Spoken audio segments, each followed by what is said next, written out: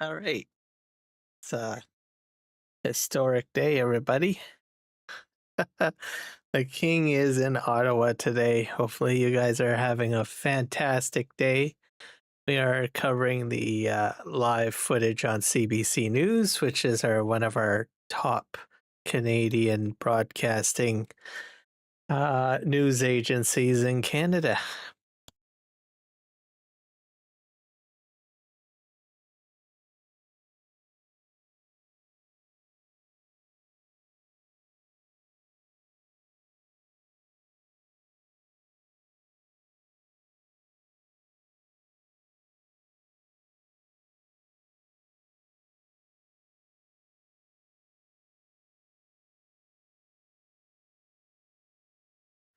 So it's a good day today. Our parliament will open up. So just a bit of a background.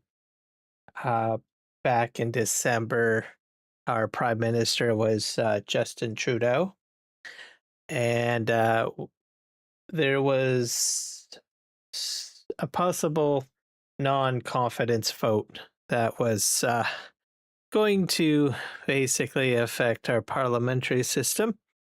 And there was also some concerns where there was no confidence from the Liberal Party in Justin Trudeau's ability to um, run the country, essentially. So he made the decision to prorogue Parliament. Basically, it freezes the whole agenda within Canada. So no new laws, no new legislation, stuff like that doesn't go through. And the second thing he decided to do was set things up for a leadership debate or a leadership race for the Liberal Party. Um, as a result, Mark Carney, um, former banking governor for both the UK and for Canada, and also a business tycoon, um, took on the the prime ministership and leadership of the Liberal Party. And as a result, he went right into an election and he won the election. And now he's our prime minister. And so events have been kind of transpiring pretty quickly, I guess, the last while or so. So he's been everywhere. He's been in the White House. He's been to all sorts of different places, meeting with leaders across the world.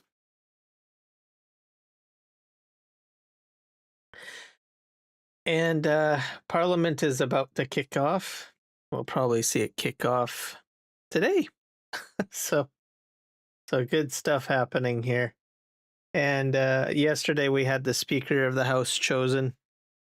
So today will be significant because we will be having King Charles do the opening speech from the throne as he's our head of state. Hello, Eric, the Crazy Viking. Welcome in. So, significant day, very big day.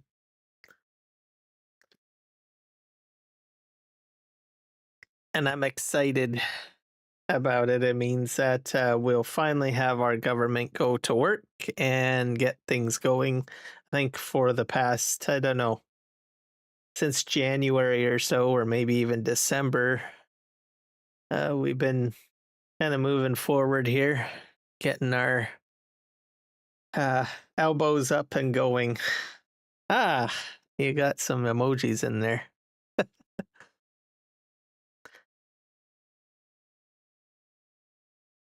So, how are you doing today? It's an exciting day. I'm excited.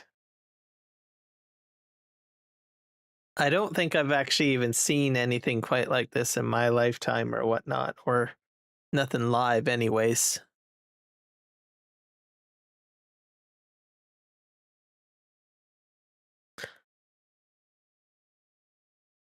But Definitely Canadian politics is very exciting, I think.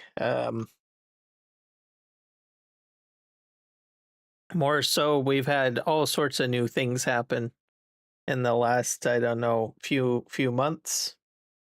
Um, so we keep on moving forward, and I don't know, I like the direction.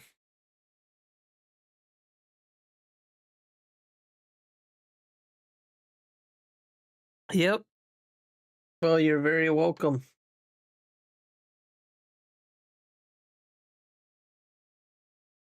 We just gotta wait till the live stream restarts.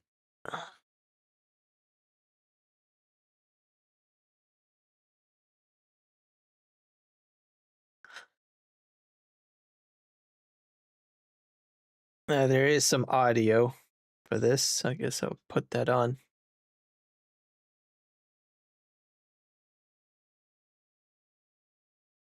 Arrive to that building there that you see. That is the Senate building of Canada. The new and temporary Senate of Canada used to be the train station here in downtown Ottawa, has been refurbished as the Senate building while the original Senate gets renovated over the next decade or so. Royal Mounted Police there. Will deliver the throne speech in the Senate, making a statement.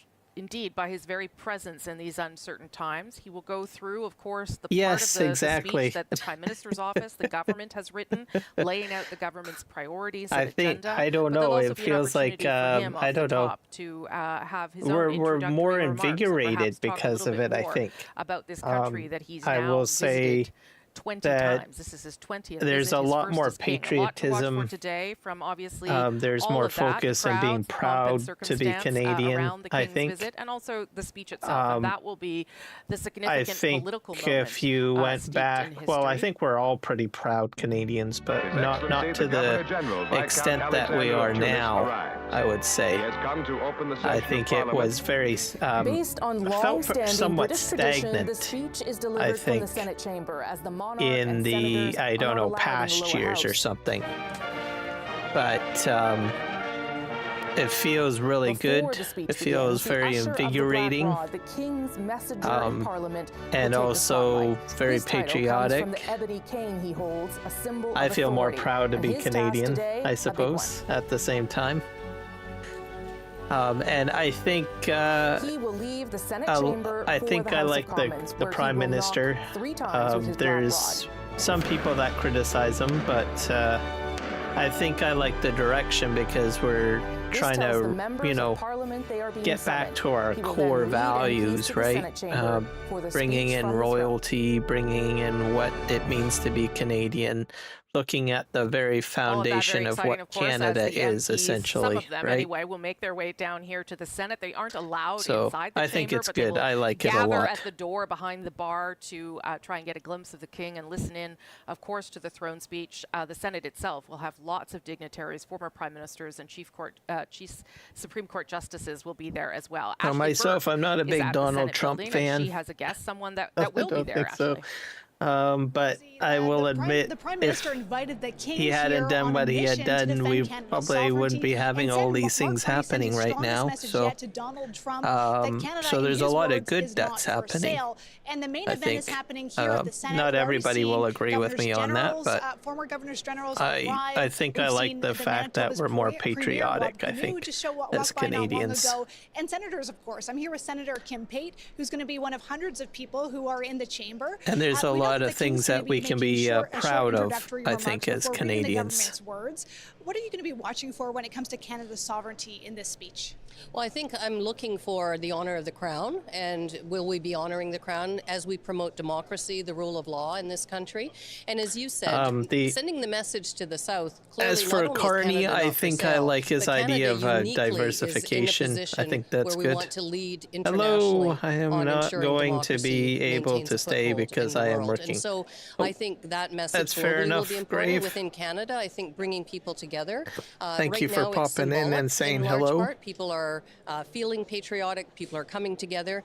My hope is that actually leads us forward in the next in the coming weeks, months. I'm kind of curious to see what the king will actually say to really rebuild in the throne speech. Who feel like they've been left behind, because there was a reason there was a schism will get in Canada, to talk. and we need to redress I'm also that. kind of curious to see what Mark Carney has to say. He said we've heard a lot from Mark Carney, about the priorities quite a bit, but really I'm pretty sure there's a lot more things he's I think got people will have great up his faith sleeve to share as in our well. country and our ability to move forward. What message do you want this to send specifically to Donald Trump?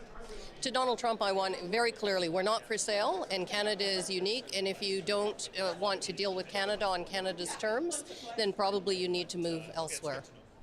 Do you think that will work on him, this show of support here? I'm not sure what would work on Donald Trump. And, many have described whether, he in fact listens to any kind of reason, if he listens to anybody. I'm not sure. But what I hope it does is in Canada that we come together, because if we come together, then no matter what's happening outside around us, we can and will withstand many outside pressures. And for you personally, what is That's this very moment in true. history? For me personally, the last time a lot of Monarch folks was criticize here, I us was just getting ready, going off to university. say, well, we don't I had have no a idea, would never have military been and invited, all of this stuff, I'm right? not sure I would have been that interested. Now, in this moment, I don't think in this that's going to position, really I see it change as our vitally important to determination signal for that we standing are up for serious our about country moving forward and on our nation. priorities that include all in this country, not just some. We're certainly not going to make the first punch or anything in that regards, because it's not our nature to be that way.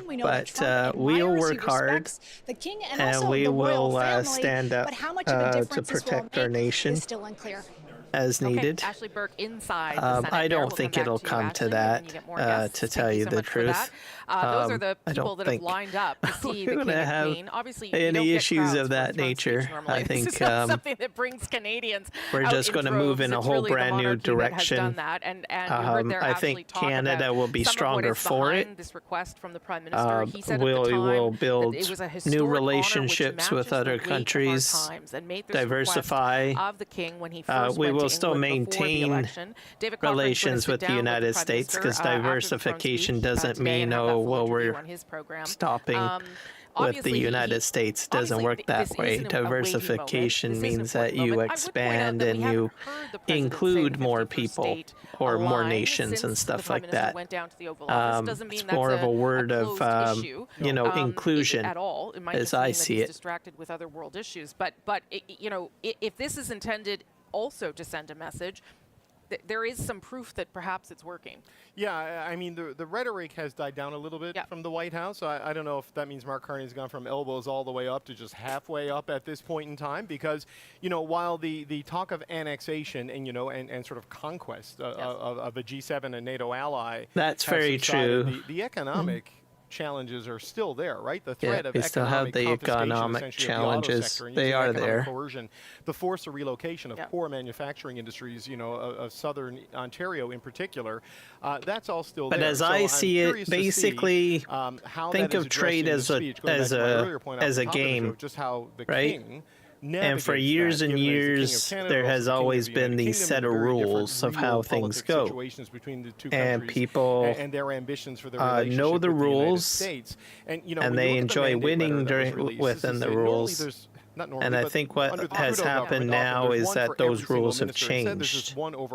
They've switched. There's only 7 priorities. So now we got a whole whack of new rules, and of course you do get people that get upset about that, because it was working so good the other way, but we're moving in another direction.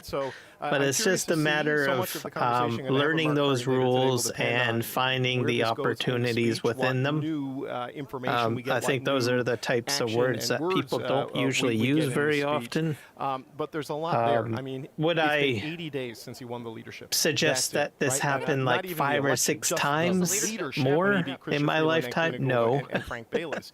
But I'm optimistic, and he talked about moving I think moving forward is a good thing, and learning a new process. And if we have to sweat a little bit, delivering now is going to be the challenge. So be it, I so guess. How will Canadian know when it's working? When will young people be able to see buy a here. house? Where does the relationship Most of with New Canada York and the trade United States are land with and Britain and Canada. Yep, I can see that. That's going to be a very important table for Mark Carney in terms of delivering on the economic agenda, the building agenda. He wants to build, there's a lot of trade there. Build relationships. And all we do a lot of trading with the UK. We do a lot of trading in many places. I imagine the United States does the same thing. Yesterday, and he said he expects to see some concrete action coming out of this next week. Not necessarily the final costing and signing off on projects, but maybe, direction from the Prime Minister and the First Ministers. These are the 3 or 4 projects we're going to champion in the short term. So I'm curious to see where it all goes. Yeah, and the Premier of Manitoba will be there, as will a couple of other premiers, Premier of New Brunswick, I believe, and the Yukon as well. I wonder how specific it will be, the throne speech. Right. Usually they are aspirational speeches. There is a growing movement of separatists in Canada, so it's significant. Spring, summer sitting is 4 weeks. Mainly the concern with that is that generally all of the provinces contribute money how much to can Ottawa, actually get done in that and that money gets distributed to different provinces. I don't know. In most cases, it goes from the rich to the poor, I guess. Or in this case, right? And while there provinces that are more successful at acquiring wealth, the first item up for they hand that money over to basically more of the poorer provinces. Is sort of what the argument is. Civil servants are running government programs. They want to cut the middle class tax. So usually the Western provinces are considered to be the most successful, all federal trade barriers or bring in the most revenue. So those right there, 4 pieces of legislation. Unfortunately, out in the West, we feel that we're not equally represented as well. So there are some people in the West that are not happy with how that wealth is being diversified or spent. I think also certain other legislation like rules of carbon tax and environmental stuff and all of that has kind of cut down on some of the opportunities that we can use our provinces for. So that I think that's basically the sum of it for the most part. The affordability challenges that he wants to address, to the housing supply. So we'll have to see. There's most of the provinces or the premiers are asking for more support. Allow pipelines to be built, allow the infrastructure to be put in, and I think that's what they're really looking for from the speech that Mark Carney will be providing. Today, of course, on Power and Politics at 5 p.m. Eastern, 2 p.m. Pacific. You can catch it also on CBC News Network, CBC.ca. Now, granted, he does follow a very strong green thumb all day long after the throne speech, but not entirely. He's been with Brookfield Assets for quite some time. There you go. That is the entrance to the Senate. What else? That company has owned pipelines and arrival, which will happen, infrastructure very shortly. Let's go back to Omar Pacheco. When he became Prime Minister, he had to step down from those financial investments and responsibilities. Canada has this sort of seating area. It has just that company, filled up in the last continues to buy different helicopters overhead. Different types of infrastructure and stuff that are, two of the early birds related to pipelines and stuff. So and Nicole Adami, and I just wanted to talk to you before this starts because you were here super early. I think even Colonial Oil, Brookfield's asset, is trying to acquire in the United States. So I'm not entirely sold that he's completely green thumb and completely no to pipelines or working with provinces to open up some sort of oil pipeline corridor. And the horses come through. We'll see 28 horses and the Landau Short Parade, but you'll be front and center for that. Why is that important for you, though? Like, you were talking to me about either that or he'll have a plan B of some sort. In our political climate. Yeah, I think that what is very important to me is to make sure that us Canadians, we have to feel being Canadian and also demonstrate the importance of being Canadian. Certainly in this particular political climate that we're in at this moment.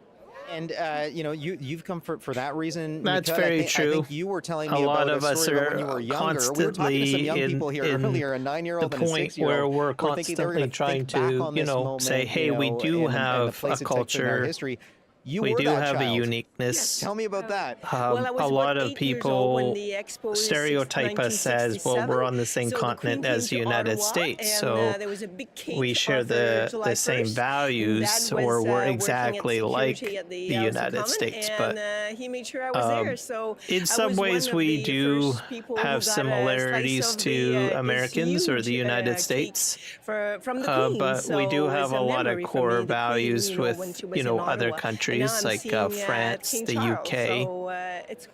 In some ways, I think we're probably quite similar to like New Zealand or Australia. Some of the other Commonwealth countries, right?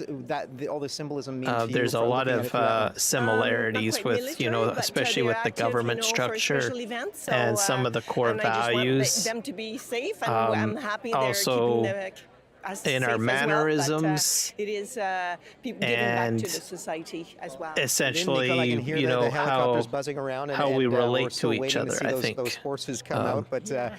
As everyone sort of gets in their position, I don't want to keep you from yours. Thank you so much. And then, of course, our Quebecers, right, which is our French nation in Canada. We're still keeping an eye on that beginning of the parade, which is just very connected to France. We can see some movement there. People kind of seem to be getting ready. So we have the French connection in there. I don't know much about the French connection, to tell you the truth, because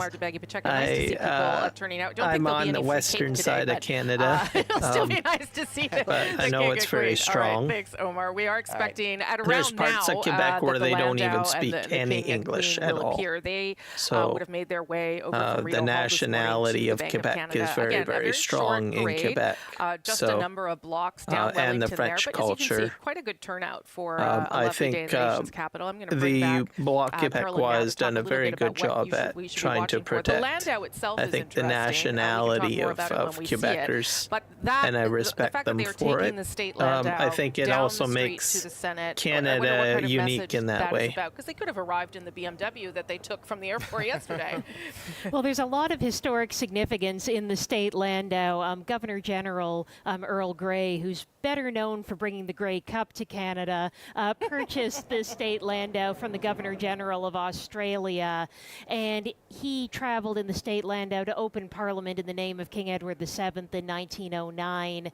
And then when he returned to the United Kingdom, he left the state Landau with the RCMP. Yeah. So it's continued to be part of these processions ever since then. So King Charles III is tapping into this longer history, both Canada's royal history, but also Canada's Governors General and the contributions they've made to Canadian society over time. Now, there is no expectation here that he would be wearing a uniform of any kind. He's Commander-in-Chief of the Canadian Armed Forces, that he would be wearing a crown.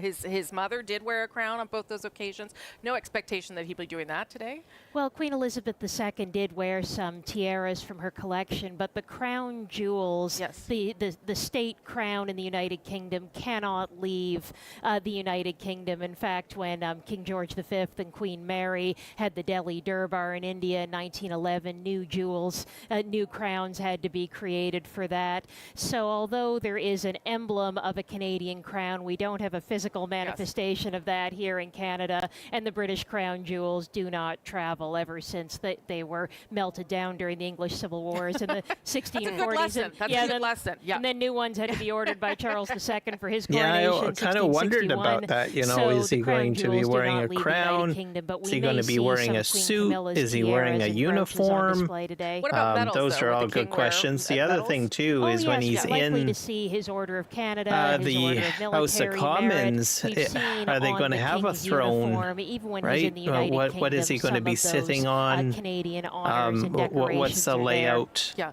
a lot of today, because the parade is short, the facility that he will be in. Will it be different? Of the capacity, I think, of the king right now.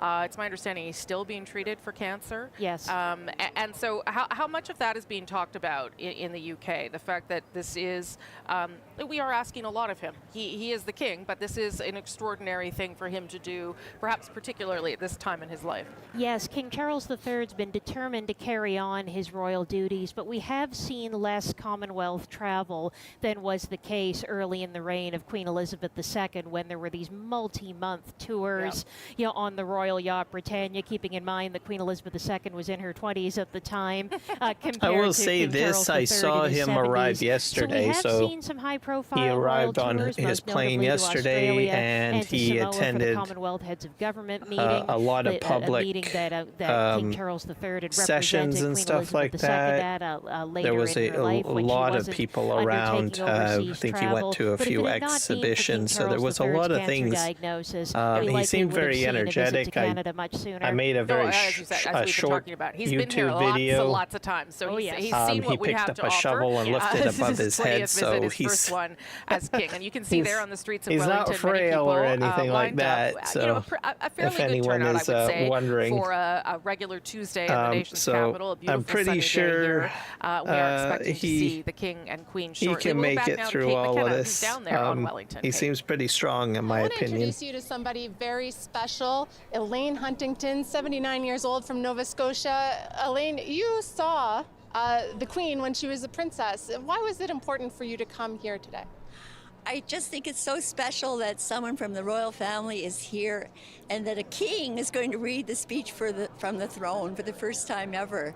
And it's so special to be here at that time. Yeah, I think the last time, like, I've never seen here. You had your spot on the bench, a royal lined up. family member why in did my you come lifetime out so early? What is it about this read that a speech is really from resonating the throne. I The wanted last to be in time the I front think row. it was done was in I was down at 1977. Lansdowne Park yesterday as well. And I but wasn't was alive about at 3 that rows time, back, so. And I only got one shot of Camilla, the Queen. Yeah. So today I wanted to have a much better view. Yeah, so I was in the Uber at 6:30 making my way across Ottawa. Tell me about when you saw the then Princess Elizabeth. What was that experience like? I think I was another so thing too is excited. I that was 6 we, years in the old, and I past, was we have sick to had, my stomach. I think in every nation, They thought I I wouldn't be think able to even in go the because I UK, was you've got like a group of overstimulated, I people that guess. But I did are see her on the back of the train with anti-monarchists. Prince Philip. Yeah. Surprisingly, princess. well, And actually, I've it's not really always admired the surprising. Queen. Yes. It's actually really good, and I what should about say. the message of sovereignty That we didn't have that is anything part of like this that visit? going How does on that when resonate with you the amid king some has of the arrived. threats from the U.S. president? I know that a lot I of feel people it's very had important that we like maintain concerns our with the sovereignty. fact It's that a part of our you know, heritage. Like he I grew up with royalty. went ahead with the and scrapbooks married and books that Camilla my grandmother and my great you know aunt all of that showed stuff me. with It's Diana just and been all of in that, my blood, right? and I think it's very important think- that we keep our ties. I think for the most yeah, part, we stay most strong and Canadians united. have And if you you know, could give a message to the king just move today, forward what would with your it, message be? right? And are fine. That's a good I never question. really had any issues. Get I your mean, I haircut. think I was definitely concerned, you know. Anything about Canada's role in But the you really Commonwealth? don't know what goes on in the Keep royal us, family, keep right? us, So. yeah. All right. Well, thank you so much. It was a pleasure speaking with you all the way from Nova But Scotia. the Queen Elaine accepted Huntington, her, Rosie, back to you. and here we Okay, are. Kate So McKenna, we are just seeing the arrival of the Prime Minister of Canada, Mark Carney, we're gonna have the Prime Minister there. along with his wife, That's his Diana wife. Fox Carney. Remember, this was the Prime Minister's idea that this happen, and the King is here at his request. And he will be standing there waiting So for that's the King the and Queen Royal to make Mounted their way Police down back there in Wellington. red, by the way. That is the chateau right there. Just to the let Chateau you guys Fairmont, know. and, Chateau Laurier, They're and like we are our sort of across from variation that of near the Senate. FBI, in case you're wondering. They're our federal police. They don't wear red all the time, though. So this is just for parade operations.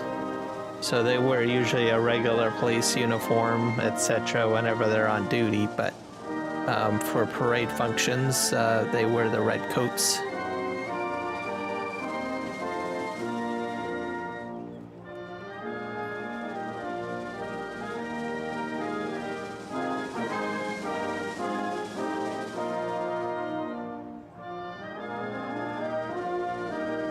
Yeah, pretty much the Royal Guard. Yeah, they attend that, or that's part of their duty.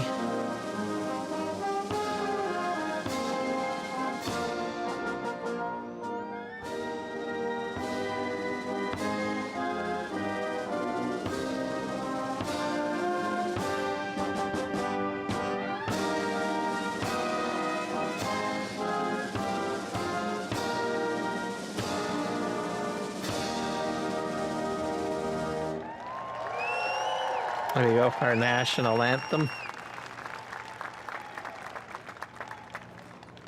I'm not sure if he's going to talk right now. I don't think so. I think he will be talking inside. Or maybe he is talking. No, I don't see a microphone. So it wouldn't make sense for him to talk now because he's got to do a speech inside. So why do another speech, right? That was, of course, the national anthem with the Prime Minister there being greeted formally. I don't want to put thoughts into his head, but I feel like you could see the weight of his job there for a moment, where he realized, as David pointed out, 80 days later, what he's got himself into, which is having to follow through on some big promises for the country at this moment as he makes his way inside the Senate. We are standing by. We're a little bit delayed here in terms of the beginning of the parade, where the royals are going to arrive shortly at the Senate there. They will do similar things to what you just saw from the Prime Minister, an inspection of the guard. And a greeting, of course, by various VIPs and dignitaries, including, of course, the Prime Minister. Former Prime Ministers also expected here today on the floor of the Senate, as well as Supreme Court justices, former speakers, former Governor Generals. I imagine there probably might be some former Prime Ministers around as well.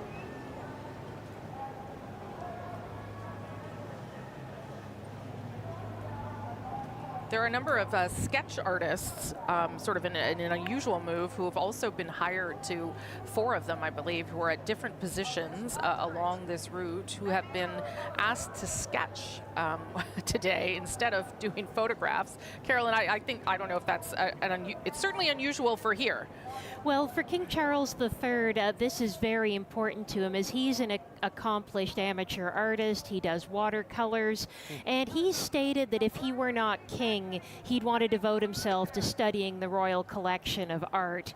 So on many of his Commonwealth tours, he has brought artists with him to ensure that there is this artistic record of Commonwealth tours, and sometimes he takes the time to make sketches himself. Now, on a tour like this, where he's here for such a short period of time, we're probably not going to see the king having time to paint and draw, but the artists here for the tour are going to be able to capture these unique images of this event. I can tell you one thing, if I lived in Ottawa, I'd probably be down there with my cell phone doing live coverage. Glad we've got others on hand. There you can see some of the people lining the streets of Wellington in front Mind you, my shots would not be as good as what we're seeing right now, probably. Offices are, and then the center block, which of course is under renovation for the next while. Lots of people singing the anthem. You can see here the RCMP arriving. That is probably the Governor General, if I'm not mistaken. When the King arrives in the Senate, the flag of Canada will come down on center block, even though center block is not being used right now, and the flag for the King will go up. I mean, if you are wanting to show how Canada is different and how it is part of our culture and identity is different, David, that's a pretty good shot right there. That gives you a sense of things. Yeah, it is. You always know it's a day of ceremony when you see the Mounties on horseback in the red. Yeah. You know, and it is such an important symbol, and one that is also going through some reconsideration and reimagining. You know, it's an interesting moment in time, Rosie, with the throne speech and with the King being here, and like he is. Those guys are the true mounted police right there. She's right beside those. You can't get any more mounted than that. Well, we're just waiting for the You know horses. what? Actually, I think they're going to be brought up on in a carriage. I think a horse-drawn carriage, by the way, not a car. Away, and of course they the royal family. Yeah, there they are. The king and the queen on their way to the Senate. We can hear some cheering behind us. Oh yeah, a lot of excitement for these Mounties on the horses. I can see that they've got Canadian flags. We should and they couldn't ask for a better day. Look at all that beautiful sun. Probably about 10 seconds. The crowd is really enjoying them. Yeah. Lots of people taking photos. We can see them here. Yeah, don't worry. We've got cameras everywhere. There's a million cameras. And of course, they're in this state landau with the Governor General and her husband, David. Yeah. Because there's a Newfoundland connection to everything. Yeah. The driver of the landau, the driver of the carriage carrying the King and Queen and the Governor General and Whit Fraser to the Senate is Sergeant Jeremy Dawson, who's a third-generation Mountie. So the Governor General is the official representative of the Crown. The beautiful province so the very duties that the King will be proceeding with today would normally be handled by the Governor General. As the official representative. The confluence of events that took a just to give you an idea of normally how it works in Canada. That's an interesting backstory. Yeah, I'd like to know how that happened. Well, and if so normally the Governor General would be doing the speeches and stuff like that on behalf of the royal family, essentially. There are 28 horses here, is what I'm trying to say. This is happening in Ottawa, and they are basically en route to they make their way just a few blocks the from Parliament where we are here building, in front of Center Block, which is where we have our legislature or our House of Commons or legislature. Mostly about so that's where all of the ministers show up and all of the members of Parliament show up, and that's where we conduct our government business. Essentially, do a little walkabout, perhaps after the throne speech, when they make their way over to the War Memorial later to lay a wreath. Adrian, I think you're down there now too, are you? I am. I found some friends who are exactly the same height as me, and so we all got a good view together of the landau going by, and I want to introduce you to these kids in particular. These guys are the future, because you have been studying, Rosie, you'll love this, the rules and procedures for the House of Commons. All of them, right? Not all of them, but I've started reading it. Okay, well, that's better than most. Nope. You're a lot closer to there than I am, that's for sure. The king passing by? Yeah. It's pretty, once in a lifetime. I'm on the other side of the country. And how he was... all the horses and all the people. It was just amazing. I'm originally from Ottawa, though, or the Ottawa Valley area. I have family that live in that area. I don't know if they're participating or watching. I imagine they probably are. Ask him, what the hardest part of his job is. That's a pretty generic answer, but I'm just curious. What? Fair enough to be curious. Was that good? Did you guys like that? Was that worth it? Yeah, it was pretty cool. It was pretty cool. I happen to agree. And also, we've been talking about democracy. So this is big because it kicks off our Parliament. So that means that after everything happens today, they will go into now the state landau is just Parliament, now and they will start doing the debates and talking about what sort of legislation they want to pass, different laws, different bills, that sort of thing. Are pointing to Canada. Yeah, and the Governor General and her husband Whit Fraser also accompanying, obviously, His Majesty. Of course, the Governor General usually reads the throne speech, and when Mary Simon did it for the first time, she did speak in Inuktitut, her mother tongue. So Inuktitut is an Inuit language. I would imagine that King Charles she is actually will Inuit. not have as many problems in French as the Governor General did. Certainly his mother delivered part of her speech in French as well, so it'll be interesting to see what parts are said in French, given that some of the tension around the monarchy does exist in Quebec, which is primarily, obviously, French-speaking. And there you can see, that is, Carolyn, the flag for the king, now on the top of Center Block. So the lady in white, she's the Governor General. So the official representative of King Charles within Canada. All right, I will see you when you get back, King Rafe. Charles here for the first time delivering the throne speech for only the third time in Canada's history.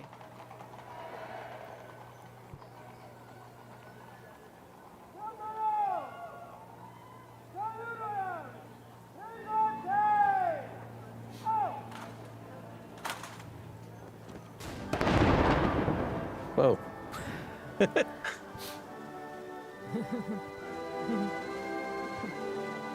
Oh yeah, God save the king.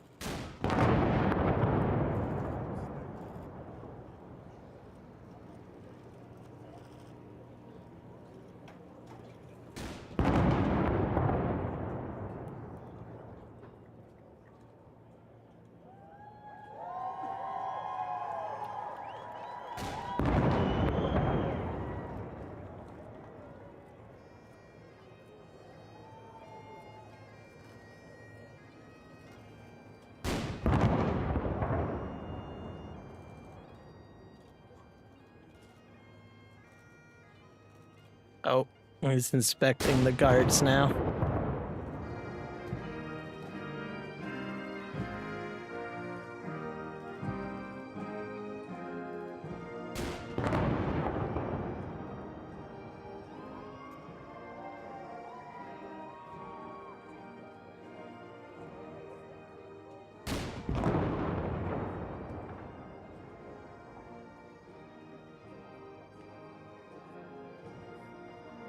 Well, hopefully everybody is in good tip-top shape.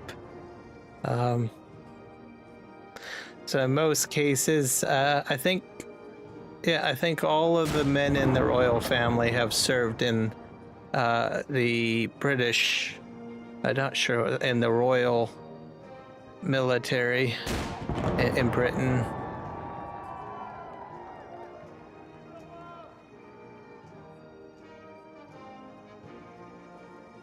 So I'm pretty sure if he saw someone that didn't look spick and span, I think we get told.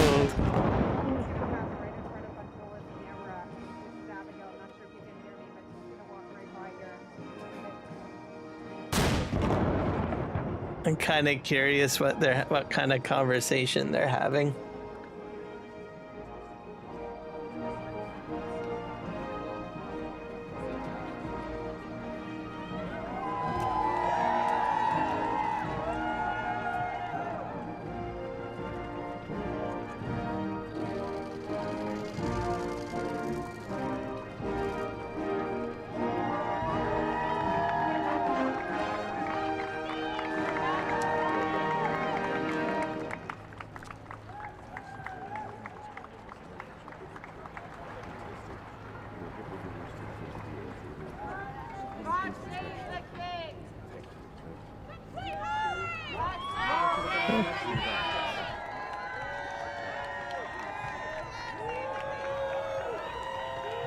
All right, that was His Majesty's inspection of the guard. There was a 21-gun salute that surprised David Cochran here on the set. It was happening I was not ready. So those are his royal duties before he enters the Senate, where he's about to get down to business, which is what he's here for, of course. Oh, he's going to do some more chatting with the Canadian Armed Forces here. Of course, he is the Commander-in-Chief of the Canadian Armed Forces. Right, Carolyn? Yes, and Prince Philip was the Colonel-in-Chief of the Royal Canadian Regiment, and on his last visit to Canada, presented new colors to the 3rd Battalion in 2013. Yeah, so they have... and he's been stopping to they chat have with a few rank people and having or responsibility over Canadian Armed Forces, just like the head of state, right? The president. Yes. The same thing. The discipline required. Commander-in-Chief. It's a hot day here in Ottawa. It's kind of the same thing. That's what a head of state I don't have does, any ground right? cover on my head, but look at that. You can imagine now when you're dressed like this on a hot day and you're going to be facing the king and meeting the king, a tremendous honor. But the discipline required, to wear the sort of garb to hold the instruments at such precise attention for such a long period of time. It's a special moment, but it takes a little bit of work on a day like this to keep it together.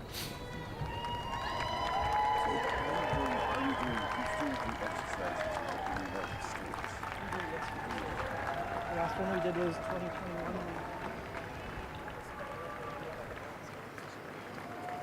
some real genuine excitement there from the crowd, too, from the people that have made time to come out today. And you hear them chanting, "God save the King."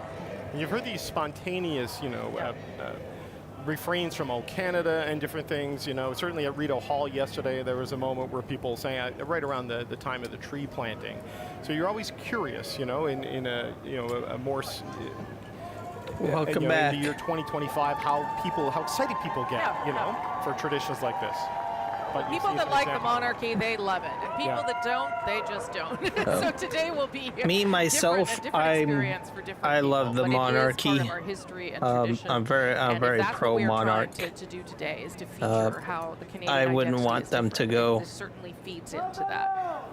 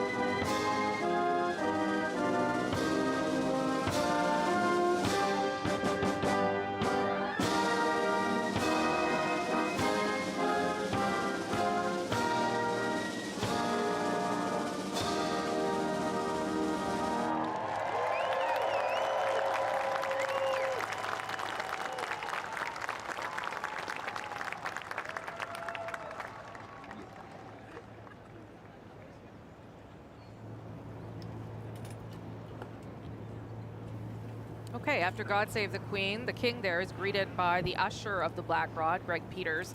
He is the other critical part of this day, as he is the person that has to make his way to the House of Commons, knock on that door 3 times, and ask the MPs or the commoners to make their way down the street here for the throne speech.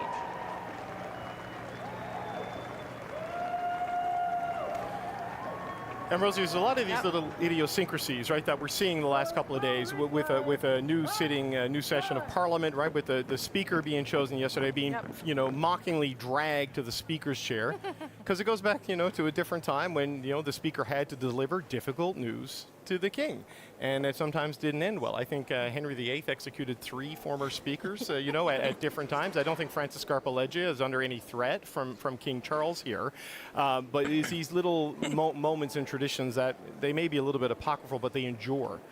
Even now, 600 years later, long after the Magna Carta and all of these things. It's like why this is happening in the Senate, right? Because the Commons is reserved for the commoners. and not for the monarchy or even that lady there is the, I forget her name, but she's the head of our military. The commissioner of the RCMP. Essentially. Carolyn, I don't know if you wanted to jump in there on the history of she's one of our generals. pieces, those chambers separate. Oh yes, that dates from King Charles I, trying to arrest 5 members of the House of Commons the one in in 1642, as dark they were trying to constrain green. his power. He'd had to submit to the Petition of Right in 1628, and after that attempt to arrest the 5 members who'd already been tipped off and had fled, the English Civil Wars broke out, and although the monarchy would be restored in 1660, the king could not enter the House of Commons. So it's a holdover from times when tensions between the king and Parliament exploded into open war. And an important thing to remember now as well, that there is a difference between the people who have been duly elected versus the people who are appointed in the Senate, and of course the representatives of the monarchy. Let's just listen in here as the king and queen are greeted.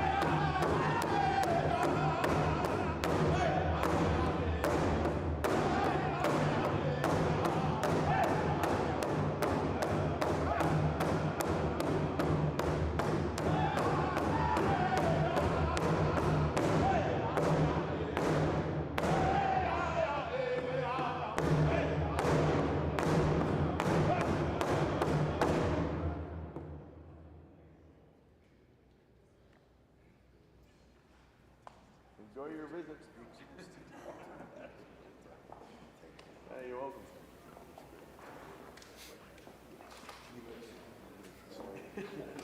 Thanks for coming.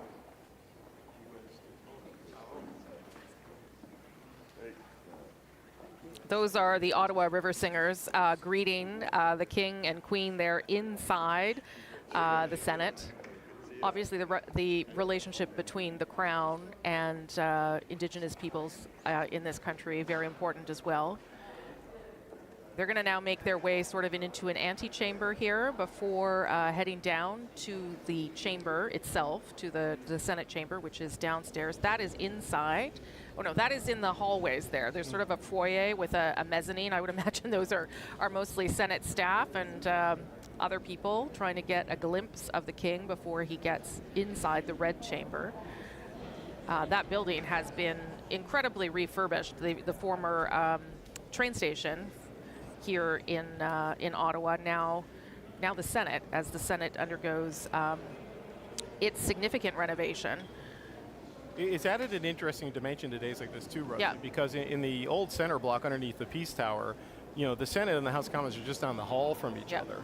Now they're down the street, and so it requires an outdoor component to the event, right? Well, often they get on buses now, the MPs, to come down because it's a bit of a jaunt down the hill. Yeah, it's faster and more reliable than the LRT in this town, that's for sure. Even the Landau is probably a safer way of public commute, like Royal Uber, to get to the speech from the throne. But it creates this dimension as we're going to see the Usher of the Black Rod leave and go to the House of Commons and invite them to come down and stand outside the Senate, to listen to the King speak. But it's interesting to know how the renovation of the center block, just how much has changed this day from the first throne speech I covered here many years ago. It's a little longer than it normally is because of those logistics, but this is the fourth time that the throne speech has been read inside this building, the temporary home, though of course it'll be the first time that a monarch reads a speech inside this building. There'll be a special throne for him as well that we can talk about more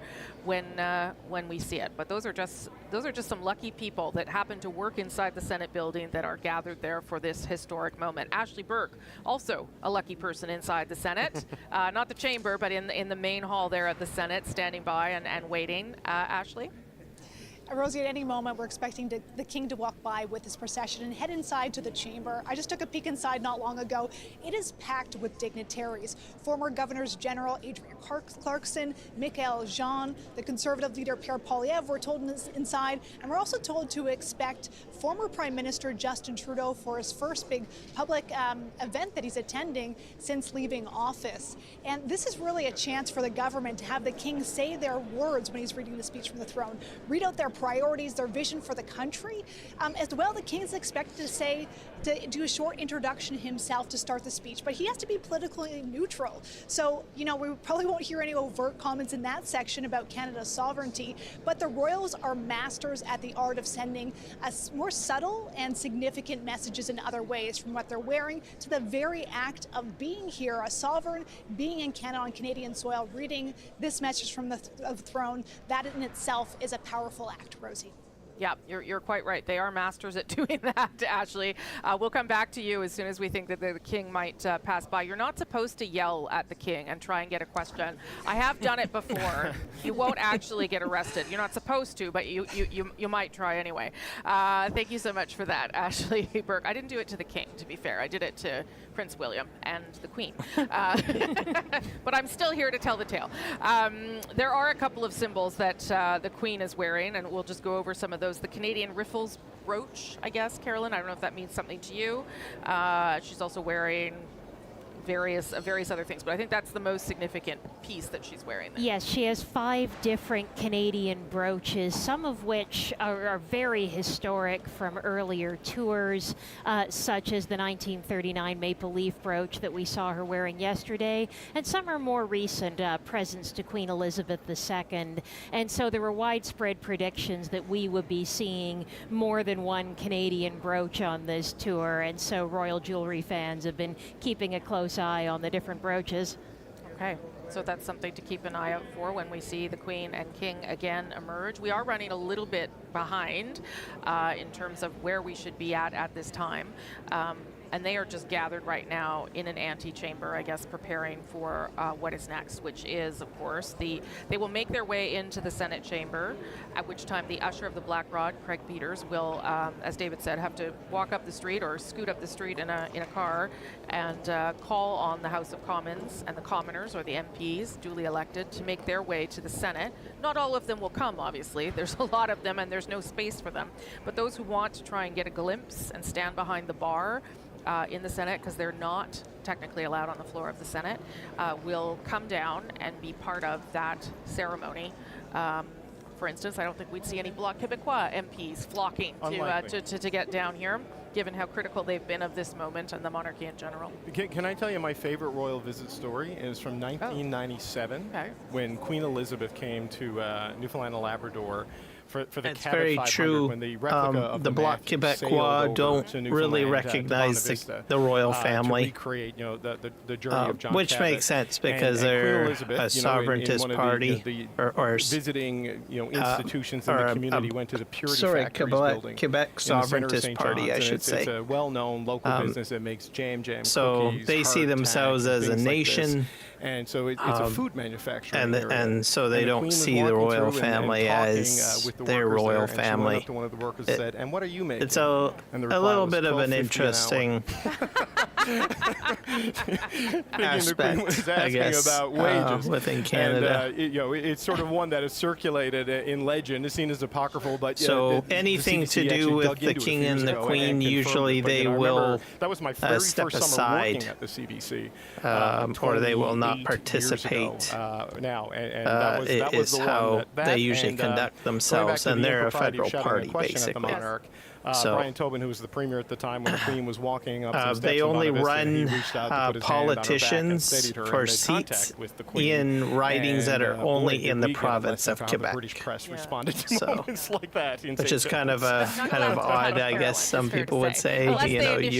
You want to well, there's been a few instances in the past put where we've seen, yourself for instance, forward Governor as General like David a possible Johnson leader. helping the Queen at Canada House. So sometimes you would run right there have been in every more riding in informal Canada, moments. but they stick to their core values of only representing we will see as well Quebec, in this essentially. moment. You saw there the So it would be just like having like other elements I don't know Canada's indigenous peoples here. I'll indigenous take peoples of this Texas, country, right? You just have ceremony, a party, a which Texas also party, speaks, of course, essentially, to our history, to and our you run heritage, to how in this Texas country, only. began. So you get your legislatures to represent the highlight Texas party. Inuit, in Congress or the Senate in the United States. It's probably a little bit of a weird concept, I guess. A number of throne speeches now. A traditional Inuit lamp will be lit at one point, and we'll also see some fiddle playing by a young Métis woman who will be there as well. So all sort of ways to highlight Métis, Inuit, and First Nations peoples of this country, which is something the Prime Minister has also done since he became Prime Minister, turning to the three sort of foundational peoples of this country as a way to highlight the differences. So the French, the British, and of course, Indigenous. That's all very true. That's basically the core the Senate, as you can tell. Core you can tell that it was a former triad, I guess. Train station. This is not the chamber itself. The chamber itself is down the stairs and is actually quite small. It's quite tight. There won't be a lot of room in there for people. There'll be some room in the galleries. I don't know if there's any other countries that actually, it'll be tight quarters put First Nations at the core foundation quite as much as we do in Canada. To issue the formal invitation, they made their way down. Oh, they did. All right. Okay. Some have. Okay. I'm being told by people who were there that they spotted some MPs, and you're seeing some people posting various pictures and different things. But some have made their way down. I don't know if that is a violation of protocol or not. But maybe they're speaking in the name of efficiency over tradition with their actions here. But I don't know, Rosie, with today. I mean, the Landau obviously took the king down. I don't know if the MPs will take a shuttle bus down, if they will actually walk, because it is a bright, sunny day.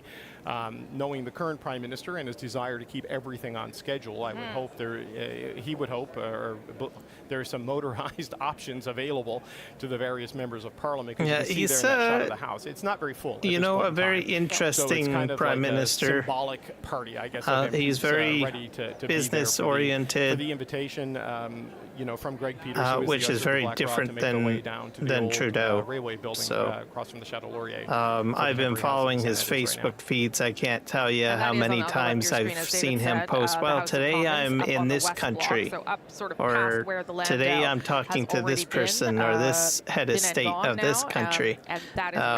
He's all over the place. Very much on the move. I don't think the Canadian news actually covers all of his conversations and chats and stuff like that. But even when he went for the leadership race and he did his acceptance speech, and at the leadership race he had made it quite clear that he's a very hardworking individual. As you say, it's written by the Canadian government. It's not the King's personal thoughts. He is reading the throne speech that's been crafted for him by the Canadian government. government, but there will be some greetings towards the beginning where we will see a few personal sentiments there before he reads the official speech. So certainly it's something that will have been carefully reviewed by King Charles's office. And we know that when Queen Elizabeth II delivered a throne speech in Australia back in 1974, there were a few tweaks in the wording simply about how the Crown advises the Prime Minister at the federal and the state levels in Australia, where there were a few tweaks from the Queen's office. But generally what we are seeing is a speech that is crafted by the Canadian government, where King Charles can add some personal warmth towards the beginning, but it is the policy of the government. But the main speech that you're talking about, written by the government, I imagine the palace would make sure that there was nothing that was going to create problems for them diplomatically. Yes, the king, as a constitutional monarch, must remain above party politics, so he would have to avoid saying anything that had particular slogans associated with a particular party, as the purpose of his role is to be nonpartisan and to personify the state. Difference between being nonpartisan, David, though, and being pro-Canadian. Yeah, that's what I'm wondering about, right? Sovereignty, independence, Canada as its own nation. That is not a partisan issue, except for maybe members of the Bloc Québécois. But, speaking for Canada as a sovereign nation, I don't know if Carolyn has any insight on this, but I'm curious, where the palace would be on that. Like going back to the idea that, the king has to act on the advice of the Prime Minister, and yes, he is here as the King of Canada, and he is the head of state, and he is the sovereign of this country, but it's the same situation in the United Kingdom, and he has multiple Prime Ministers speaking to him, right? So I just wonder how they balance that, Caroline, if you have a sense of what the playbook is for that, because it seems like so many of the traditions, norms, and institutions we have, they didn't account for a situation like a president like Donald Trump, but this is the world we're in the speech and the time he's delivering the speech. Yes, it's one of the challenges, the king having so many prime ministers, and perhaps one of the most visible examples of that was when the royal succession was made gender neutral back in 2011 with the Perth Agreement, which came into force in 2015. The prime ministers all had to agree. Okay, and here is all the dignitaries and a spontaneous God Save the King, I think.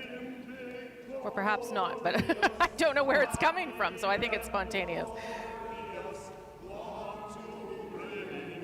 Ashley, you're down there. I don't know if they're just going by you right now.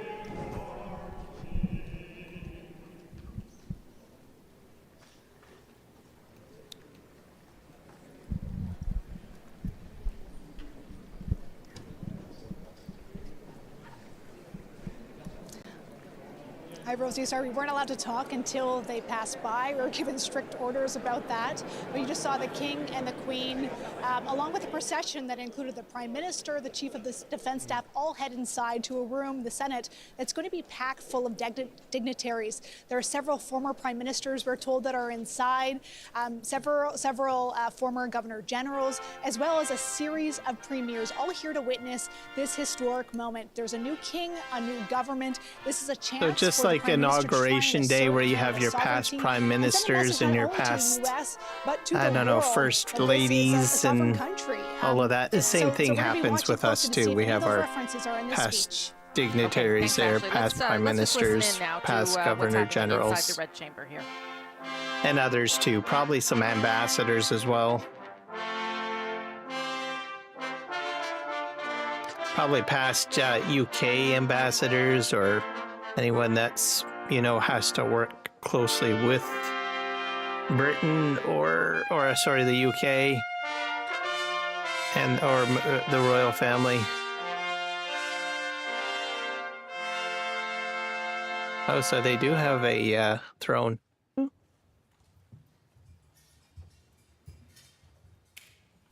Pray be seated. Veuillez vous asseoir. Oh, French, cool.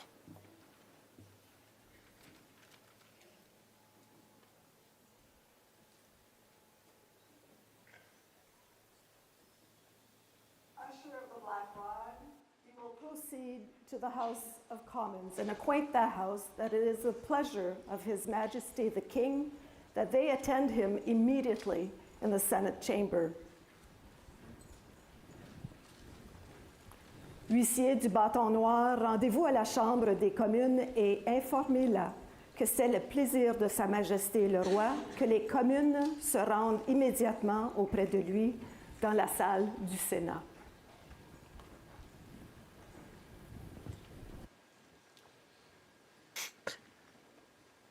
I thought that was interesting that Camilla gets to sit up there too. I didn't know if it would be like 2 thrones or 1 throne or how they would do it.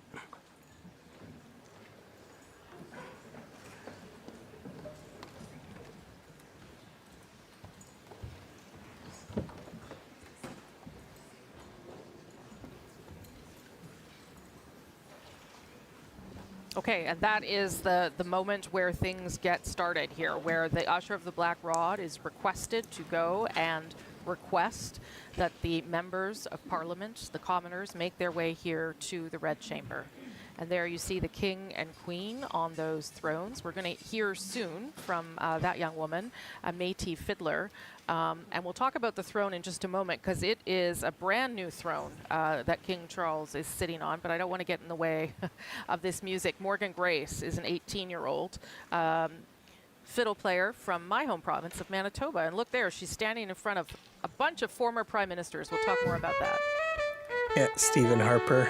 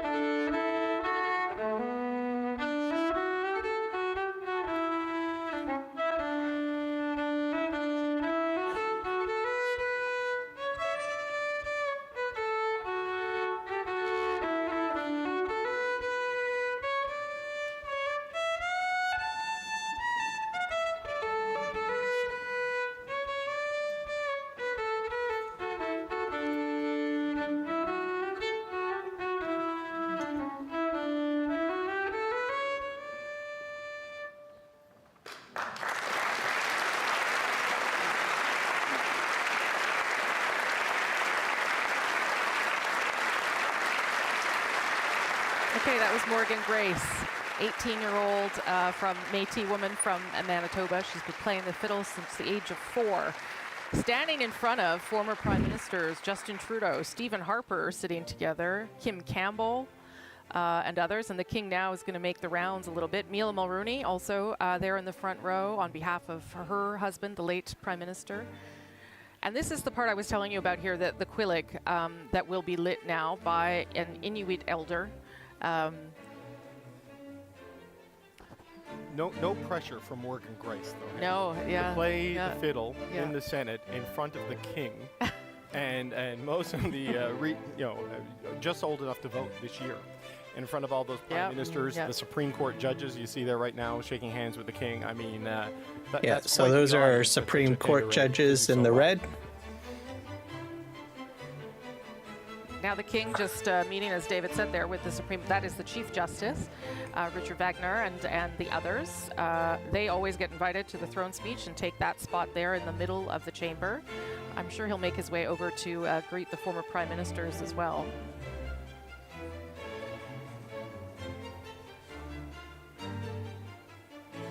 So all of them While in this red is are happening, Supreme Court the judges. usher of the Black Rod is on his way to the West Block, the House of Commons, where it is situated now, as the center block is undergoing renovations for many, many years. There you go. There's some former Governor Generals, Adrienne Clarkson and her husband, John Ralston Saul.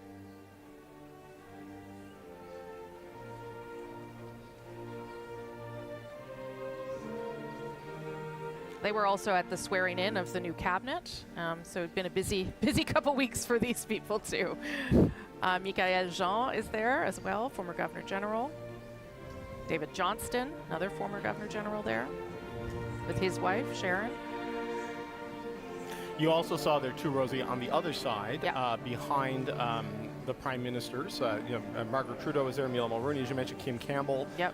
You also saw the former Speaker of the Senate, George Fury, and his wife Karen were there, and you saw Jeff Regan, former Speaker of the House of Commons, and his wife Kelly Regan, who I believe was Deputy Premier in Nova Scotia. I know she was in the cabinet in Nova Scotia. I worked with her in the Nova Scotia Governor election, Generals are made up of so you different see people, ethnicities, who which I held think is pretty parliamentary cool. office. George Fury, he aged out of the Senate, Yes, he turning did, 75 and retired. And his son recently just, the former Premier of Newfoundland and Labrador, Andrew Fury, just retired. Not that long ago to go back to practicing medicine. So Inuit, First Nations, David Wells and Senator Fabian we've had a black Governor General as well, to speak to the king as he men and female. So now everyone's realizing they should probably stand up if the king's standing in front of them. That's probably a good idea. With someone wearing that many medals comes by, you get on your feet. You generally don't stand stay up. sitting if you can avoid it. Now they're trying to corral him to make sure that he doesn't shake the hands of every single person on the chamber floor, as much as they might all like that. You can see the Queen, she is on the other side doing some of that handshaking as well. And on the left of your screen, that of course is West Block, where we are waiting for the usher to arrive shortly and give that knock on the door. But we should tell you that in the balcony there of the main foyer of the Senate, there were actually lots of MPs eventually when we saw them up close. So a lot of those MPs are already here, to your point, David, and will just make their way down. Yeah, I saw Rob Oliphant, Randeep Sarai, I believe. Conservative Melissa Lanceman, there were a number of people there. So those people will just, maybe we won't have to wait for them to get here, I guess, in terms of trying to save time between when the usher is there and when things actually get started. Well, I think for the sake of ceremony, we still have to wait for the official party that's there to get down, right? I think that is... And the usher has to come back, but cuts down a little bit of the time if the MPs are already there. These are various members of the Senate here that His King is, His Majesty is greeting. Be interesting to see if he makes his way to the other side where the former prime ministers are. There, that is where the Queen is, Queen Camilla, talking to people on the other side. There's nothing like an event like this that I love, because you get to see former prime ministers in these, strange situations where Stephen Harper and Justin Trudeau are suddenly sitting together. Yeah, Stephen Harper and Justin Trudeau are sitting together. Pierre Poilievre, we're told, is there. Also there. It's remarkable to think, here we are on the 27th of May, and Pierre Poilievre and Justin Trudeau are not members of Parliament. Justin Trudeau is not the Prime Minister. He is in retirement. He is sitting next to, the person he beat in 2015 for that job as Prime Minister. And it shows the transition as it looks like the usher has arrived at the House of Commons. Here's Greg Peters, the usher of the Black Rod, arriving now. We're going to go to that moment inside the House of Commons, or outside the doors of the House of Commons.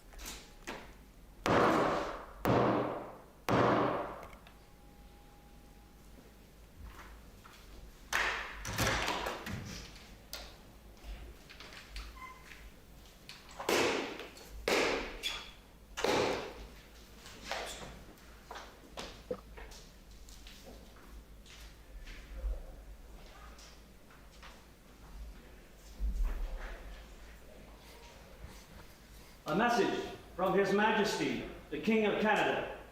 Le message de Sa Majesté, le Roi du Canada.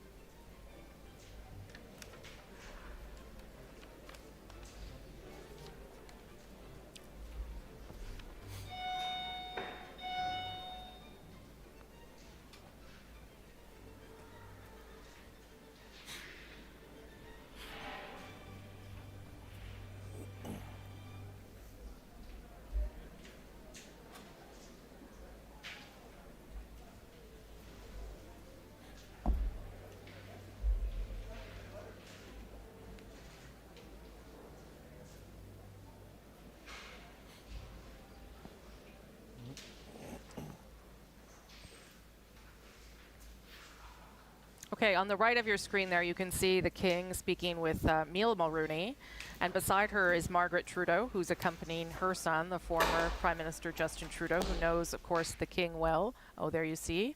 Big embrace from Margaret Trudeau.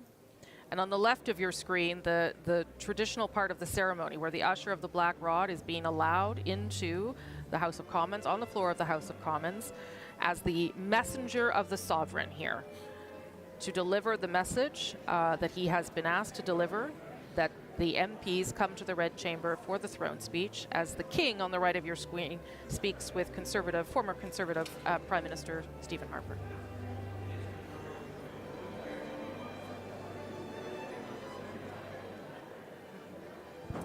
Mr. Speaker, it is the pleasure of His Majesty, the King of Canada, that this honourable House attend him immediately in the chamber of the Senate. Monsieur le Président, c'est le plaisir de Sa Majesté, le Roi du Canada, que cette honorable chambre se rende immédiatement auprès de lui dans la chambre du Sénat. That's coming from the House of Commons in the smaller frame shot there.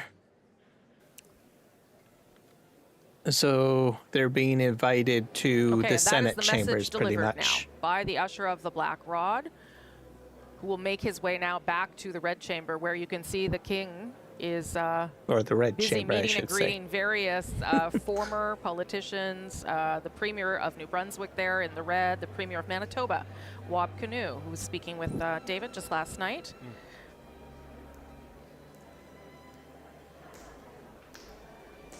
I think that's Anthony Rota behind Wab Kinew. If I'm not mistaken there, is that him peeking over? I can't quite tell. Yeah, It looks like I think the former it is. Speaker of the House of Is, Commons. yeah. And you see Ranj Pillay, the Premier of Yukon, for up on the another little while. On the fallback. A couple more weeks yet before the new leader is chosen there, as he has announced that he will not be seeking re-election and will be leaving public life to go into. He's even talked about working with the Canadian Armed Forces in some capacity after he leaves the First Minister's table, Rosa. There's some lieutenant governors, Anita Neville, I happen to know, Lieutenant General of Manitoba, and others.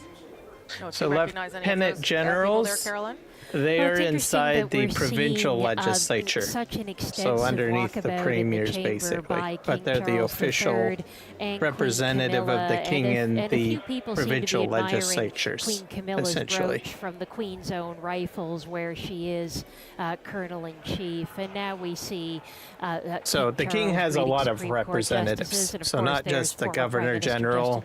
Governor General is at the federal level. Harper.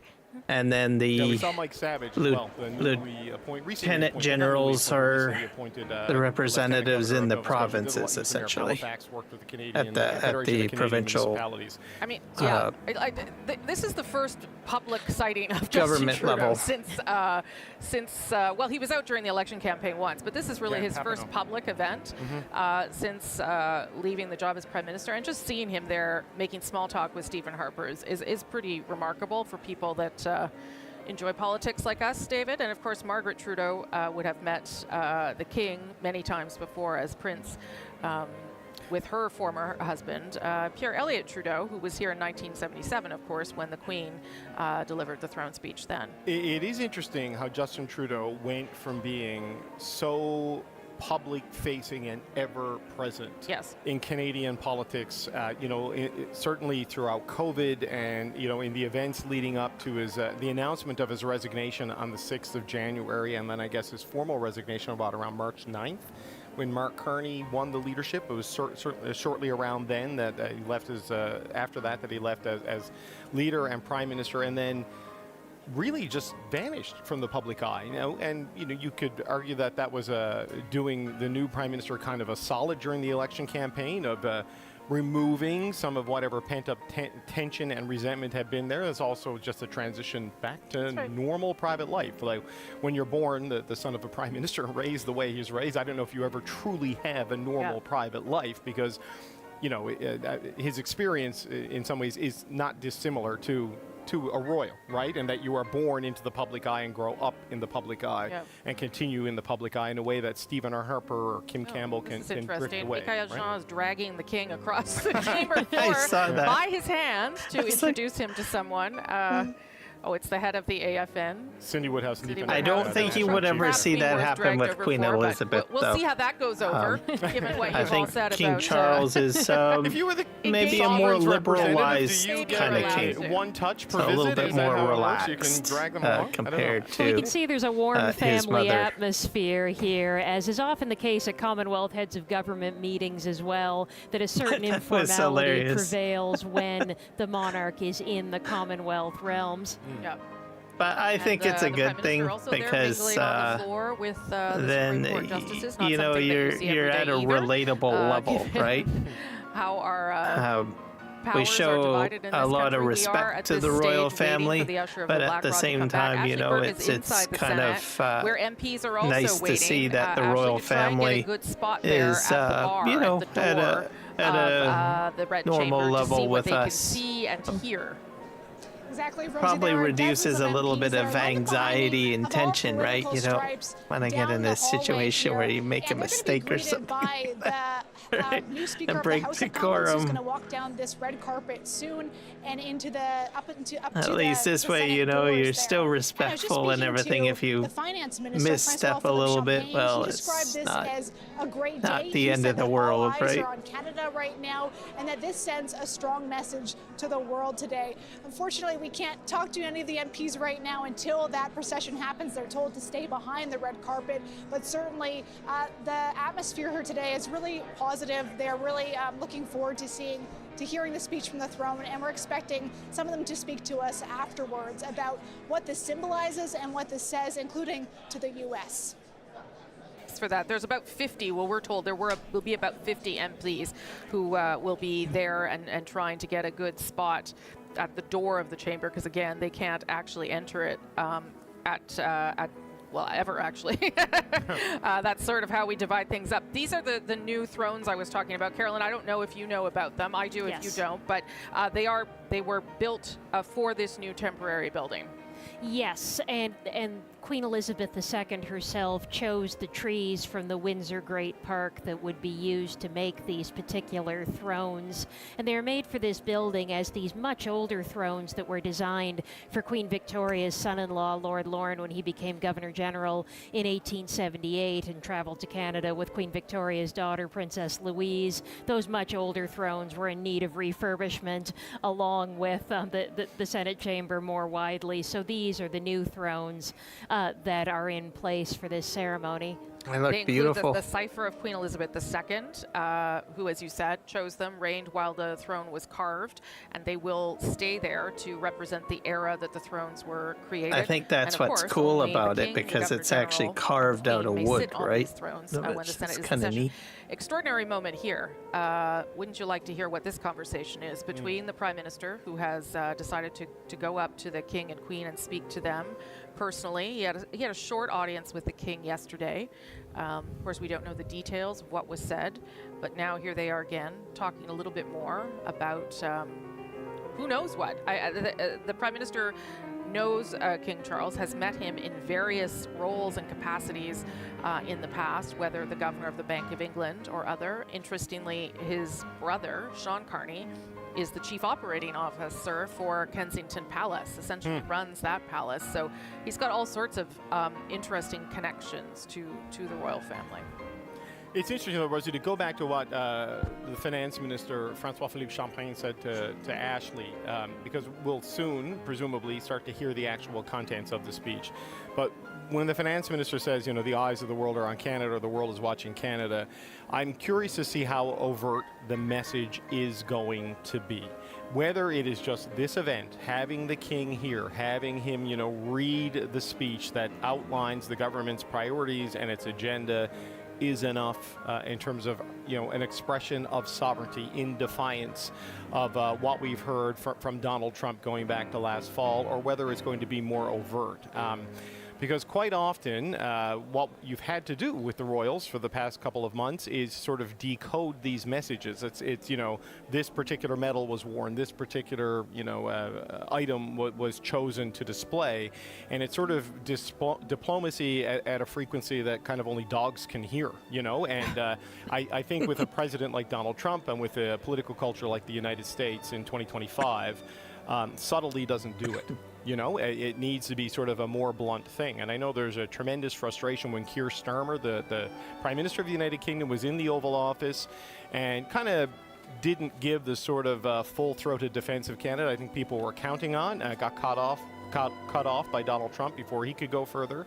But also, you could understand from a real politics sense why the Prime Minister of the United Kingdom would not want to put that bullseye on himself in terms of dealing with the United States. So I'm curious to see how far the king goes, how far he's able to go, willing to go, or perhaps allowed to go in a moment like this. So that second state visit that Keir Starmer it may not even be a conversation either, was something right? that the Prime Minister said in an interview a week ago, 10 days ago. It'll be interesting to see what he has to say. All that impressed with. I don't think it's going to be like as abrupt as what you would expect, like out of Donald Trump or something like that. I don't even know what the word is, to more diplomatic, as they were saying. President in this that's how the royal family has always been. Quite frank in his there's certain rules, right, that they can't. We're trying to one up. Can't be overly partisan on certain things, and have to be very fair. The speech of your political agenda. Not that this was that. Not that that's what this is about. It is not. But. Have to be very stoic, what we understand I of guess. The president's appreciation for the royal family, this moment will be noted. Whether it will be watched is a different thing, but it will be noted and remarked upon. And listen, the Prime Minister has now stood there for 5 minutes or so, chatting directly with the King, which is an extraordinary moment, and also not something you see very often. Usually this is quite a... the Governor General sits down and we get about their business. Yeah, I think our Prime Minister has a very good relationship with the royal family. You can see the MPs now making their way into the Senate.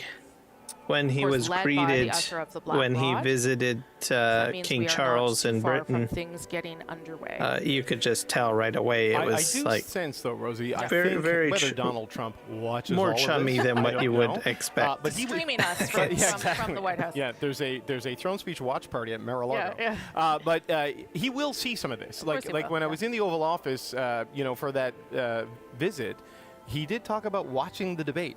Which is remarkable that the President of the United States would watch, either the leaders' debate during the election or whether it was the leadership debate during the leadership process. But he did watch it, I don't know, because he was intrigued by it or he wanted to get a sense of Mark Carney in advance of this.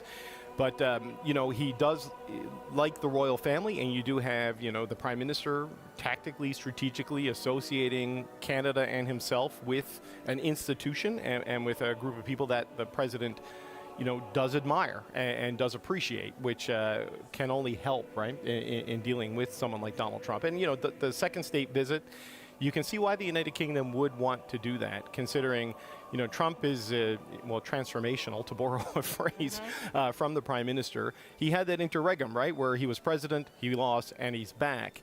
And in that time period, the United Kingdom fully exited the European Union. It has completely changed its economic partnerships with one of the most successful trading markets, of the last century. And they are desperately seeking new economic partners to expand and broaden their stability and wanting to be, removed from the target list of the Donald Trump trade war. So you take whatever advantage you can in a moment like that, because it's real incomes and real jobs and real economic growth that is under threat in these moments. And that's certainly the challenge that was number one on the mandate letter that Mark Carney issued to his cabinet, and I suspect, Rosie, will be right at the very top of the items in this speech the King is about to deliver. Okay, and here is what we've been waiting for, the Usher of the Black Rod leading this procession of MPs and the mace from the House of Commons, should point out, down into or outside of the Red Chamber, where things will get underway, and the throne speech will start in just a few moments' time, and we will see just indeed how far the support the King lends to Canada goes, how it is articulated, and whether the government has anything new to say about its own agenda, its own legislative agenda in these coming months.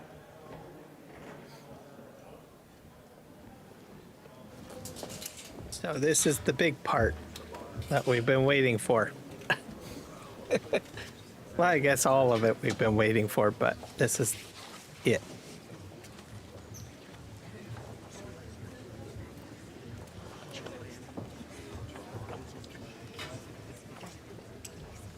Order!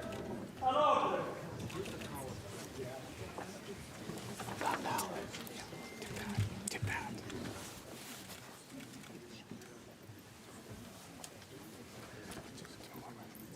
May it please your Majesty. The House of Commons has elected me their Speaker, though I am but little able to fulfill the important duties thus assigned to me. If in the performance of those duties I should at any time fall into error, I pray that the fault may be imputed he was just to installed me yesterday and as not Speaker. to the House of Commons, whose servant And there was I a am, ceremony for that and too. who, through me, the better to enable them to discharge their duty to their king and country, humbly claim all their undoubted rights and privileges, especially that they may have freedom of speech in their debates, access to your Majesty's person at all seasonable times, and that their proceedings may receive from your Majesty the most favorable construction. Qu'il plaise à votre Majesté. May it please La your Chambre des Majesty. communes m'a élu président. The House of Commons has elected me their Speaker, though I am but little able to fulfill the important duties thus assigned to me. If, in the performance of those duties, I should at any time fall into error, I pray that the fault may be imputed to me and not to the Commons, whose servant I am, and who, through me, the better to enable them to discharge their duty to their king and country, humbly claim all their undoubted rights and privileges, especially that they may have freedom of speech in their debates, access to your Majesty's person at all seasonable times, and that their proceedings may receive from your Majesty the most favorable construction.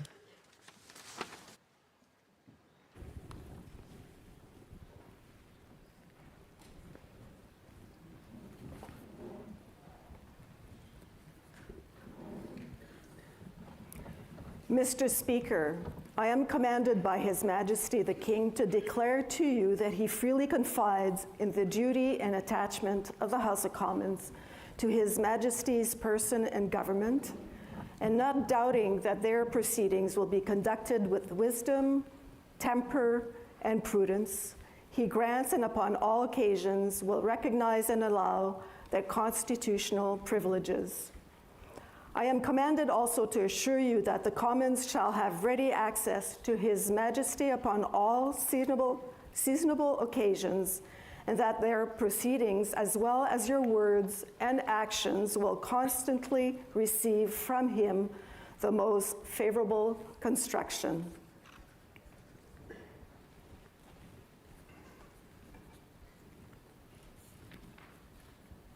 Monsieur le Président, Sa Majesté le Roi me charge de I am vous dire commanded qu'ayant by pleine His confiance Majesty dans le King Charles III to declare to you that he freely confides in the duty and attachment of the House of Commons to His Majesty's person and government, and not doubting that their proceedings will be conducted with wisdom, temper, and prudence.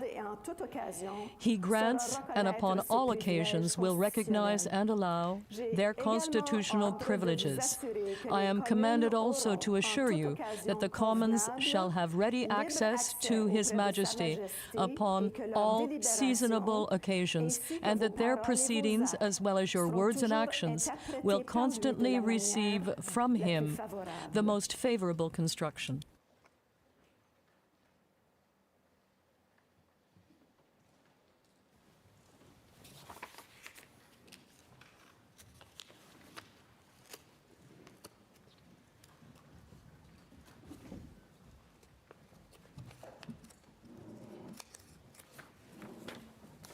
Honourable Senators, members of the House of Commons, it is with a deep sense of pride and pleasure that my wife and I join you here today as we witness Canadians coming together in a renewed sense of national pride, unity, and hope. I would like to acknowledge that we are gathered on the unceded territory of the Algonquin and Anishinaabe people. This land acknowledgement is a recognition of shared history as a nation, while continuing to deepen my own understanding. It is my great hope that in each of your communities and collectively as a country, a path is found toward truth and reconciliation in both word and deed. This is my 20th visit to Canada, spread over the course of more than half a century, and my first as sovereign. As I've said before, every time I come to Canada, a little more of Canada seeps into my bloodstream, and from there, straight to my heart. I've always had the greatest admiration for Canada's unique identity, which is recognized across the world for bravery and sacrifice in defense of national values and for the diversity and kindness of Canadians. To the First Nations, Inuit and Métis peoples, you have welcomed my family and myself to your traditional lands with great warmth and hospitality, for which I am humbly grateful. This year, we mark the 80th anniversary of VE Day and VJ Day. On Juno Beach, at Dieppe, on the Somme, at Beaumont-Hamel, at Ypres, and on Vimy Ridge.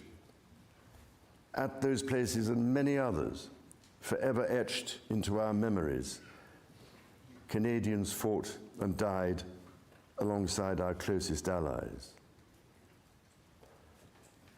Today, I see elected members of Parliament from all across this country, from St. John's, Newfoundland and Labrador, Victoria in British Columbia, and Arviat in Nunavut. I see the custodians of the rights and freedoms guaranteed by the Canadian Charter. As King, I wish to thank you for serving your fellow Canadians from all across this vast and beautiful country. You speak for your communities, representing an incredible richness of cultures, languages, and perspectives. We owe it to this generation and those who succeed us to think and act for the greater good of all. While the world faces unprecedented challenges, generating uncertainties across the continents with regards to peace and stability, economics and climate change, your communities have the skills and determination to bring a wealth of solutions. En encourageant la collaboration, by encouraging collaboration and holding respectful and constructive debates, you will enable this government to take bold and fair-minded actions for the well-being of all Canadians. It has been nearly 70 years since the Sovereign first opened Parliament. In the time since, Canada has dramatically changed, repatriating its constitution, achieving full independence, and witnessing immense growth. Canada has embraced its British, French, and Indigenous roots and become a bold, ambitious, innovative country that is bilingual, truly multicultural, and committed to reconciliation. The Crown has for so long been a symbol of unity for Canada. It also represents stability and continuity from the past to the present. As it should, it stands proudly as a symbol of Canada today in all her richness and dynamism. When my dear late mother, Queen Elizabeth II, opened a new Canadian Parliament in 1957, the Second World War remained a fresh, painful memory. The Cold War was intensifying. Freedom and democracy were under threat. Canada was emerging as a growing economic power and a force for peace in the world. In the decades since, history has been punctuated by epoch-making events: the Vietnam War, the fall of the Berlin Wall, and the start of the War on Terror. Today, Canada faces another critical moment. Democracy, pluralism, the rule of law, self-determination, and freedom are values which Canadians hold dear, and ones which the government is determined to protect. The system of open global trade that, while not perfect, has helped to deliver prosperity for Canadians for decades, is changing. Canada's relationships with partners are also changing. Il nous faut confronter la réalité. We must confront the reality that since the Second World War, our world has never been as dangerous and unstable. Canada is now facing challenges which are unprecedented in our lifetimes. Many Canadians are feeling anxious and worried about the drastically changing world around them. Fundamental change is always unsettling. Yet this moment is also an incredible opportunity, an opportunity for renewal, an opportunity to think big and to act bigger, an opportunity for Canada to embark on the largest transformation of its economy since the Second World War.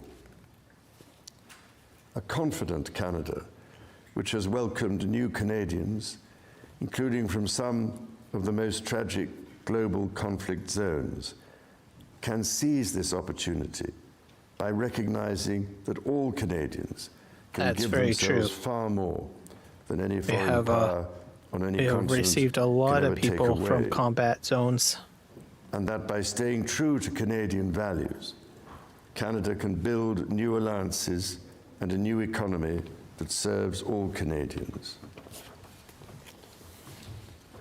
The Prime Minister and the President of the United States, for example, have begun defining a new economic and security relationship between Canada and the United States, rooted in mutual respect and founded on common interests. to deliver transformational benefits for both sovereign nations. Simultanément, le gouvernement œuvre à At the same renforcer ses time, relations the government avec is les working to partenaires strengthen its commerciaux relations et des alliés with fiables, reliable trading partners and sachant allies, que le Canada possède knowing ce that dont Canada notre has monde what the a world besoin needs et défend and defends the les valeurs values that the que ce world monde respecte. respects. Le Canada est prêt à bâtir Canada une is ready coalition to build de a nations coalition of qui nations partagent ces valeurs, that share qui these croient values, en la nations coopération that believe in internationale international et le cooperation libre-échange de and biens, the free exchange services of goods, et d'idées. services, and And ideas. that's all very true as well, because up In to this this new point, world, Un rythme the Prime Minister which has is met with evolving so at a many frantic nations. pace, la voie à suivre. Canada will chart the path forward. La démonstration en sera faite dès juin, That will be quand le demonstrated as Canada early as présidera June le when sommet Canada du G7. chairs the G7 summit. The government is guided by its conviction that the economy is only truly strong when it serves everyone. Many Canadians are struggling to get ahead. The government is responding, reducing middle-class taxes and saving two-income families up to $840 a year. It will cut the GST on homes at or under $1 million for first-time home buyers, delivering savings of up to $50,000. And it will lower the GST on homes between $1 million and $1.5 million. GST is government sales tax. Le gouvernement assurera la pérennité de programmes The government will qui ensure permettent déjà aux the familles sustainability of d'économiser programs des that allow milliers de families dollars to par save année. thousands of dollars each Notamment year. ceux pour les garderies In et particular, l'assurance médicaments. the child care and pharmacare À ces programs. progrès s'ajoute l'élargissement du Additional régime progress canadien will include de the soins expansion dentaires, of the Canadian dental qui care sera program, bientôt accessible which will à soon be environ available 8 millions to de approximately Canadiens 8 et de million Canadiennes, Canadians, leur permettant So that demonstrates a thus step allowing them forward to to save almost an average universal of more than dental care. $800 a year. the government's overarching goal. One day we might have full core universal dental care, is to perhaps. build the strongest economy in the G7. That starts with creating one Canadian economy out of 13. Internal barriers to trade and labour mobility cost Canada as much as $200 billion each year. The government will introduce legislation to remove all remaining federal barriers to internal trade and labour mobility by Canada Day. Basically, for longest while, we've had internal Les tariffs premiers ministres between de plusieurs provinces. provinces et The territoires premiers of several We'll be provinces and eliminating those territories barriers. pour éliminer have les already obstacles taken steps au commerce to intérieur. eliminate barriers to Le internal gouvernement trade. va s'appuyer sur ces progrès The pour créer, government d'ici la will fête du Canada, support that progress un réel système by de establishing libre-échange true à free travers trade le pays. across Canada Il s'agit d'efforts essentiels by Canada Day. pour permettre au Canada These are de critical réaliser actions tout son that will potentiel enable Canada économique, to realize its mais cela full reste economic insuffisant. potential. But it is not enough. To build Canada strong, the government is working closely with provinces, territories, and Indigenous peoples to identify and catalyze projects of national significance. Projects that will connect Canada, that will deepen Canada's ties with the world, and that will create high-paying jobs for generations. Given the pace of change and the scale of opportunities, speed is of the essence. Through the creation of a new major federal project office, the time needed to approve a project will be reduced from 5 years to 2, all while upholding Canada's world-leading environmental standards and its constitutional obligations to Indigenous peoples. The government will also strike cooperation agreements with every interested province and territory within 6 months to realize its goal of one project, one review. When Canadians come together, Canada builds things that last. Éliminer ces obstacles qui freinent l'économie canadienne. Eliminating barriers that hold back the Canadian economy will make it possible to usher in a new era of growth, thanks to which Canada will not only overcome the challenge of trade wars, but emerge stronger than ever. That will allow it to become a superpower when it comes to green and conventional energy, to build an industrial strategy that will make Canada more competitive on the international stage, while at the same time fighting climate change, to build hundreds of thousands of good careers in the trades, and thus make Canada a science and innovation hub. Critically, the government will undertake a series of measures to help double the rate of home building while creating an entirely new housing industry, using Canadian technology, Canadian skilled workers, and Canadian lumber. The government will introduce measures to deliver affordable homes by creating Build Canada homes. This mission-driven organization will act to accelerate the development of new affordable housing. It will invest in the growth it's happening a lot of in the Chilliwack, prefabricated and modular where I housing live. industry. Huge explosion of housing development. Financing to affordable home builders. The government will make the housing market work better, including by cutting municipal development charges in half for all multi-unit housing. The government will drive supply up to bring housing costs down. To be truly strong, Canada must be secure.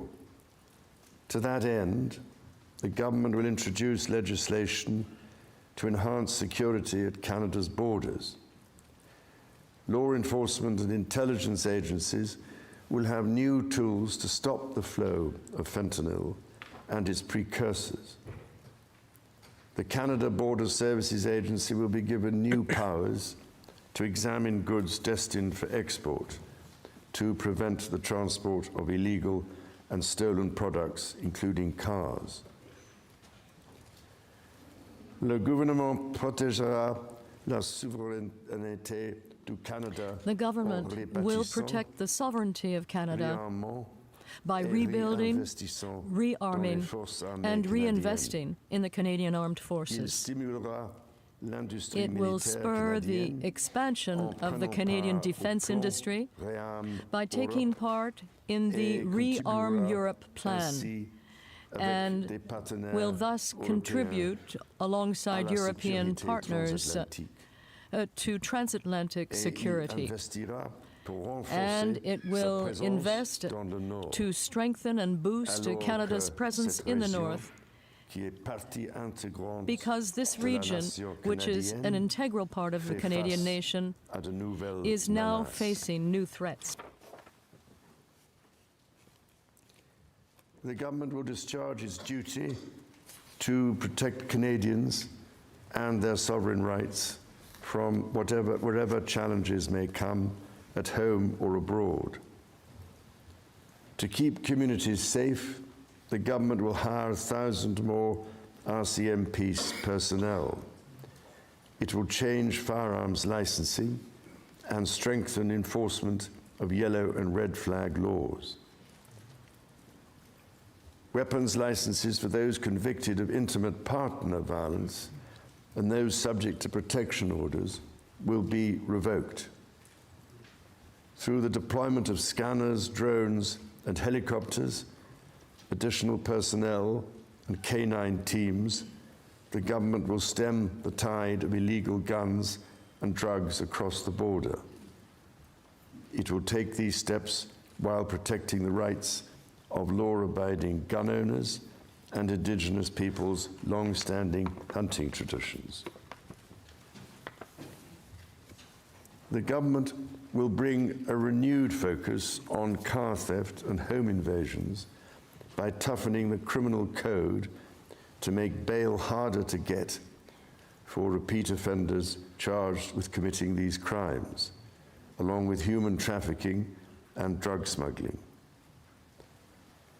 During this time of great change, Canadians are uniting behind what makes Canada unique. La langue française et la culture québécoise the French language and Quebec culture are at the very center of Canadian identity. They define the country that all Canadians and myself hold so dear. Canada is a country that respects and celebrates its official languages and Indigenous languages. The government is resolute in its determination to protect those institutions that highlight and promote that identity around the world, such as CBC Radio-Canada, to protect those who give us access to fresh, healthy, and high-quality food, our farm producers, and to protect supply management. Nature is core to Canada's identity. In 2022, Canada convened COP15 in Montreal, which concluded with 196 countries striking a historic agreement to protect 30% of their lands and 30% of waters by 2030. To this end, the government will protect more of Canada's nature than ever before through the creation of new national parks, national urban parks, marine protected areas, and other conservation initiatives.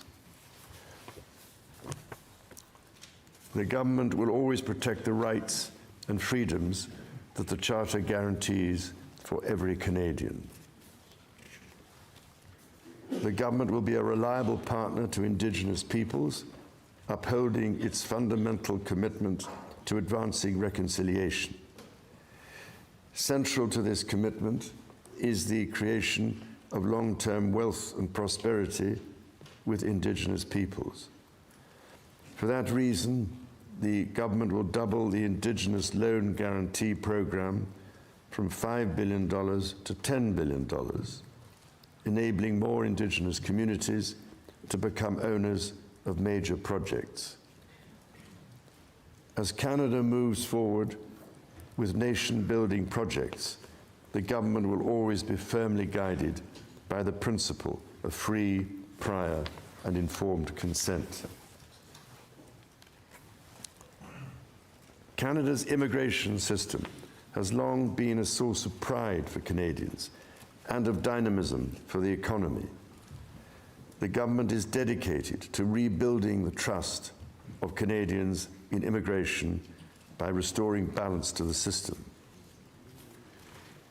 Le gouvernement instaurera une limite sur le nombre de travailleurs étrangers temporaires on the number of temporary foreign workers and international students, establishing a cap which, starting in 2027, will be below 5% of Canada's population. At the same time, it will attract the best talent in the world to build the economy. And it will make it known to Canadians working abroad that if they are thinking of coming back home, there is no better time than now.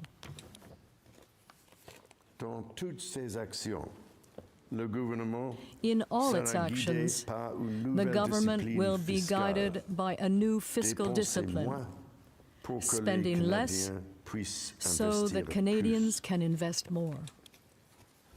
Day-to-day government spending, the government's operating budget, has been growing by 9% every year.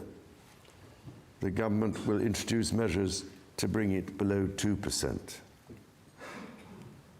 Transfers to provinces, territories, or individuals will be maintained. The government will balance its operating budget over the next 3 years by cutting waste, capping the public service, ending duplication, and deploying technology to improve public sector productivity. A review of bureaucracy, I guess. In parallel, the government will take a series of measures to catalyze new investment, to create better jobs and higher incomes for Canadians.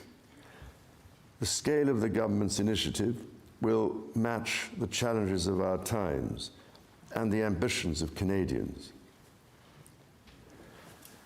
Honourable Senators, members of the House of Commons, when my dear late mother addressed your predecessors 7 decades ago, she said that in that age and against the backdrop of international affairs, no nation could live unto itself. It is a source of great pride that in the following decades, Canada has continued to set an example to the world in her conduct and values as a force for good. À vous et à l'ensemble du peuple canadien. To you and to all the people of Canada, my wife and I wish to extend our sincere thanks for this, the warmest of welcomes. As the anthem reminds us, the true North is indeed strong and free.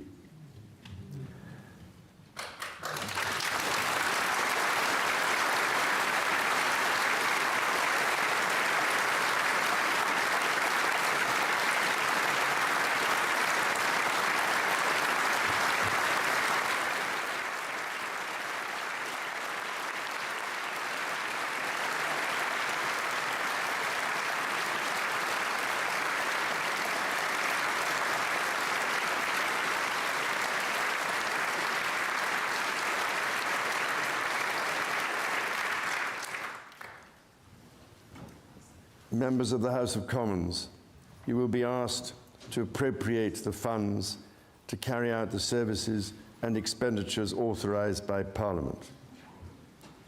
May you honor the profound trust bestowed upon you by Canadians.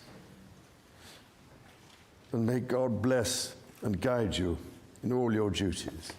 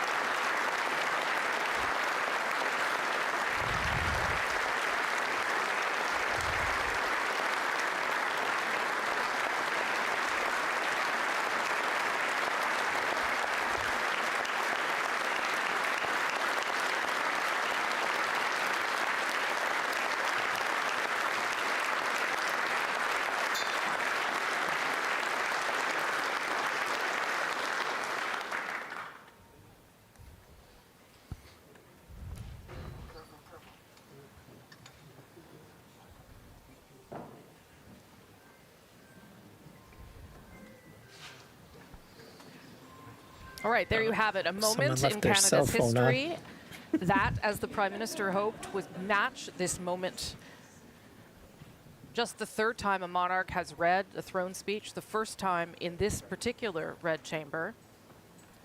A rousing standing ovation for the words written mostly by the government, but some by the king himself, or at least the king's office. And a prime minister who was clearly delighted to hear his government's agenda read by the king.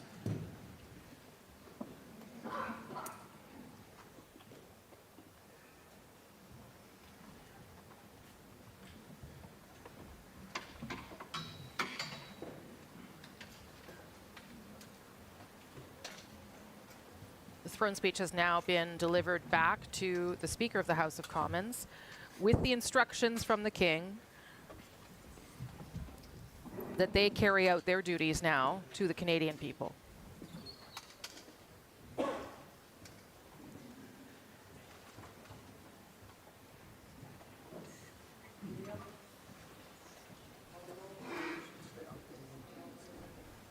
That rousing applause you heard at the end there around a particular line where the King read, as the anthem reminds us, the true north is indeed strong and free.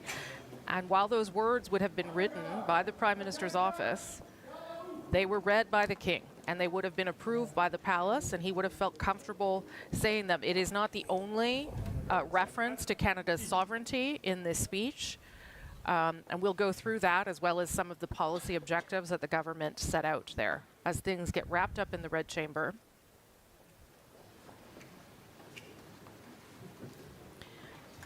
From here, the King and Queen are going to take a moment before they make their way out to the National War Memorial to lay a wreath. So we'll have some time to talk about what just happened here and what it means. David, maybe I'll get you to weigh in.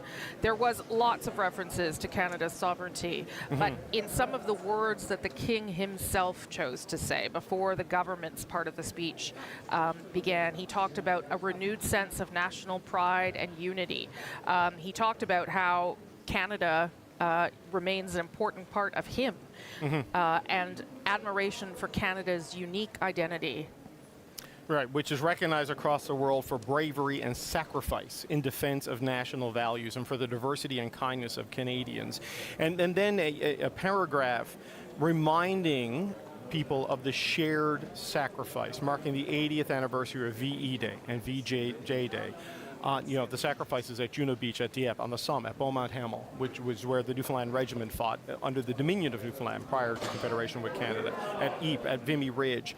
Canadians fought and died alongside our closest allies, which would include the United States, right? The First World War and the Second World War. One of the reminders, as President Trump talks quite frequently about the level of military spending, reminding him of the shed blood in shared causes. King and Queen now exiting the Red Chamber. As I said, they're going to go into a small antechamber for a moment before they get back to the public part of what their day entails, which will be up here at the National War Memorial. There were overt references to President Trump and to the United States. There was, this is the part that the government wrote, that the Prime Minister's office wanted Canadians to hear today, that that the system of global trade is changing, that relationships with partners are changing. And then a section very directly, David, about building that new relationship between Canada and the United States and the world. Yeah, it very much that when the part that is clearly written by the government to talk about what the government intends to do and what it wants to do, it lays out the context and the challenge of this great disruptive period that Canada finds itself in. As one of the middle power champions of the multilateral world order, they're acutely vulnerable to that being disrupted the way it has been disrupted with the fraying of alliances and the trampling of norms. So it lays that out and then sort of makes the case for the Carney agenda, right? Sort of the aggressive industrial policy and the get projects moving that he wants to talk about, and the refocusing and reorienting of the priorities of federal spending, because everything the Prime Minister has laid out that he wants to do on developing the new industrial policy, on building up the military, on building housing at a scale that's historic, that is all enormously expensive. And in 5-6 days, he's going to be in Saskatoon with the premiers, and they're going to have a list of projects with enormous price tags. And, you can just see the cost piling up. So he does talk about the need to be more efficient in spending, to reduce costs, stop the growth of the public sector, growing by 9% a year, while also promising to protect transfers to the provinces, so nothing gets poisoned there in terms of the First Minister's table, and the programs protecting and sustainability of programs like dental care, childcare, and pharmacare. These are all the things that he's laying out there while announcing there will be a reasonably aggressive focus on shrinking the size of government, protecting the things that truly touch the daily lives of ordinary Canadians, while trying to reorient the industrial policy of this country in a way that shields it from the disruption largely being driven by Donald Trump and of course, the West versus China when it comes to authoritarianism and trade. Okay, and these are all MPs or cabinet ministers. Just as thrilled as anyone would be to get a chance to shake the King's hand and have a few words with him. There were about 50 or so that were allowed, not in the chamber, but close to the chamber, and allowed this opportunity to meet the King. Again, the speech, yes, a lot about policy, government policy, and things that the government was elected to fulfill, but a lot of it too about Canadian identity, talking about how Canadians are uniting behind what makes Canada unique, and pointing to, for instance, the French language and the French culture in this country, talking about the different ways that, and things that have founded this country that make it different from the United States. A speech that was meant, yes, to outline the broad strokes of the government policies that David talked about there, but meant to call attention to the real ways that Canada is different than the United States, and how it plans to continue to defend those values. Saying in the speech, again, this is the part written by the Prime Minister's office, that Canada faces another critical moment, and that Canada is determined to protect the rule of law, self-determination, and freedom as values. This is language meant for this moment, not necessarily things that would have had to have been said overall, in previous I was speeches, quite but that the government and the Prime Minister with the speech. Need to I think be it was very set down. strong. Yeah, he talks, it's in French, but the loose translation I did have is, some concerns that maybe it might not have been nations that share values, that believe as in forceful. international cooperation and the free exchange of this trade speech wasn't and very ideas, forceful. and suggesting that you will see this manifest we're not at the that gathering kind of G7 type of leaders people, right? in June in Canada. We like now, to that make will be our an interesting test of these values, right? Because obviously not only will our President thoughts Donald Trump be there, and I believe on they're certain gonna invite the leaders things, of especially on Australia and New Zealand, sovereignty. the Five I think it Partners, was a good speech and the to closest allies demonstrate in the Pacific theater that President yes, Zelensky we're a is going to be sovereign there. nation, and the Prime and Minister has also embarked on this laid out deepening economic and a good security, foundation agenda of with what the we're going European to do nations, and where we're particular moving France and forward. the United I Kingdom think on one in of his general, very first trip, Canadians, after being sworn in, including there myself, is a lot want of those friction and types of tension, things. right, in the different priorities and defensive support for Ukraine.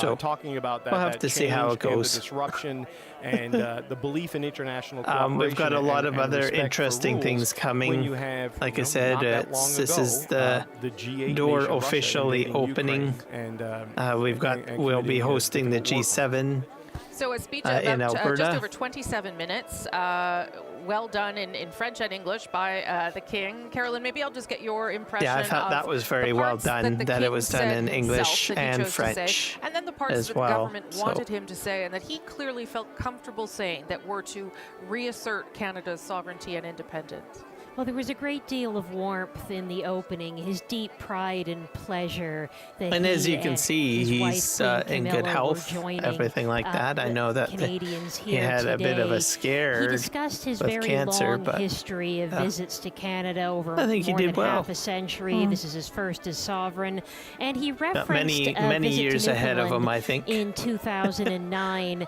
Every time I come to Canada, a little more of Canada seeps into my bloodstream, and from from there straight to my heart. And this was the first visit to Canada with the future Queen Camilla. It was the first time they visited Canada as a married couple. So there's a great deal of warmth there. We're also seeing a discussion of the crown and reconciliation. In 2022, when King Charles, the future King Charles, visited to celebrate Queen Elizabeth II's Platinum Jubilee, he referenced that he was there to listen to Canadians, and he acknowledged the pain of residential school survivors. And so in the speech, he mentions continuing to deepen his own understanding. So it's building on his previous statements that he is there to listen to Canadians about their experiences. Well, and on that point, Rosie, in the section that I also like the part where he described Canadian and it has been a long time values and since Canadian people. It's like a transfusion in a way, or wouldn't have been done at that time. Going into his bloodstream, that right? Speech. I have seen highlights of it, but I would bet good money there was not a very moving so just comment. In noting the historic nature of the day, the fact that the king made a land acknowledgement that they're on the unceded territory of the Algonquin and Anishinaabe people is quite a thing to note, because it is not something we have ever seen or heard before by King Charles or any other King of Canada or Queen of Canada in the past. And again, it speaks to part of what the government is trying to do throughout this, which is to acknowledge the founding nations and the people who were here before them in the Indigenous peoples. Ashley Burke is down there in the Senate foyer and has an MP with her. I don't know if that MP got to shake the King's hand or not, but Ashley, over to you. I have a minister with me, the Minister of Families and Jobs, Patty Hajdu. She was in that line just standing right like behind I said, us when the King walked by. It's like a Describe tripod, the moment right? and the interaction that you had with the King. Well, actually, I didn't have a chance to shake the King's hand, but it's such an honor to be here as the Member of Parliament for Thunder Bay Superior North. There are many of my constituents who are anxiously awaiting this day and looking forward to hearing the speech from the throne. It's always a reminder for Canada of our deep connection with the Crown, and what a special moment for all of us as Canadians. When the King walked by, I did see he shook a few people's hands. He was speaking. Did you overhear anything he said to some of the members of Parliament? You were standing nearby. Just the exchange with our finance minister, very brief, very pleasant. Obviously, he understands the role of ministers. It's a very similar system, as you know, in the UK, and I think he understands the gravitas that our country is approaching this new challenge with. That was reflected in part or acknowledged in the start of the speech, which he wrote, the introduction before reading the government's message. What stood out to you in what he wrote himself? Just the deep fondness that he has for Canada and the connection that he feels, not just to our culture, obviously our two official languages, but in particular, just having been the Minister of Indigenous Services Canada, it was really important for him to recognize the formality of the relationship between the Crown and Indigenous peoples in Canada. And I found the honour song at the beginning of the procession into the Senate extremely moving. What message do you think this sends to the U.S. today, and do you think it will work? Well, I think it's important that Canadians rally around their country, and I think the message is really first and foremost for Canadians, that we are a sovereign nation, that we do stand up for each other, that even though we have differences, vast differences across the country, regional differences, language differences, in some cases deep cultural differences, that we're all united in our love of this country. And for me, that was the most important message that I took away today. Thank you. Thank you. That was Minister Patty Hajdu, who was just here and watched the King walk by her area. She was standing. Okay, Ashley Burke, thanks. We'll try and get someone who actually got to shake his hand and maybe had a little exchange with him. I noticed the finance minister made sure that he had an exchange, because that's the kind of fella he is. He wanted to get his word in with His Majesty. So you see here MPs milling about in essentially the lobby of the Senate while the King and Queen take a moment in an antechamber before they move to their next location. The next location is the National War Memorial, where they will lay a wreath. And before that happens, just want to quickly go out to Kate McKenna there to get a sense of what is unfolding where you are, Kate. Well, Rosie, there's already quite a bit of action. You can see behind me the honor guard is already at the tomb of the unknown soldier. Soon the Prime Minister and his spouse will come out, so will the Governor General and her spouse, as well as the Chief of the Defence Staff and the RCMP Commissioner. So they will greet His and Her Majesty when they come, and then they're going to lay a wreath. And this is part of a commemoration for the 25th anniversary of the repatriation of the tomb of the unknown soldier. They will lay their wreath, and then there will be a fly past of F-18 jets from Baggetville. Again, as part of this commemorative service, it's expected to be somber, very similar in a lot of ways to a Remembrance Day service. And of course, we know this is in some ways a bit of a mandatory stop for the King. It's not the first time he will have laid a wreath at this location. The last time was in 2022. But we know that this is set to have some emotional resonance for him as well, because the royal family does have a history of military service, including the King, who served in the Navy from 71 to 76. And there are a lot of people here looking forward to seeing him. Confirms what I had said earlier when he was inspecting the guards on their phones or their mobile devices while it was happening, cheering, spontaneous singing of God Save the King. So a lot of excitement here once again for people to see King Charles. And maybe the chance to have a bit of a walkabout. We'll see. The Governor General and the Prime Minister, thanks for that, Kate, making their way now over to the National War Memorial, which, in case you didn't know, was officially unveiled by King George VI in 1939. So lots of connections to the monarchy there as well. Going to go quickly, as we keep these pictures up, going to go quickly back to Ashley Burke, who's inside the Senate there, and does have the Minister of Finance, who did manage to talk to the King, not surprisingly. Ashley, over to you. Yeah, Rosie, I'm with Finance Minister Francois Philippe Champagne, who made sure he shook the Governor General in white. Well, listen, it became very naturally. He was just in front of me. I extended my hand. This is the Finance Minister, we exchanged a few words. Mr. I told him I Champagne. was the equivalent of the I get a kick Exchequer, out as of they call him. in the United Kingdom, Minister of Finance of Canada. So there It's was a lot moment of of connection, energy, I think, and I and thanked him his for his last name presence is and like obviously Champagne, for so reading a very ambitious throne speech. So crazy. there was a moment, in life you have these small moments. This was one of them. What was that moment like for MPs? There were dozens lined up, shaking his hand, getting in a few words with him.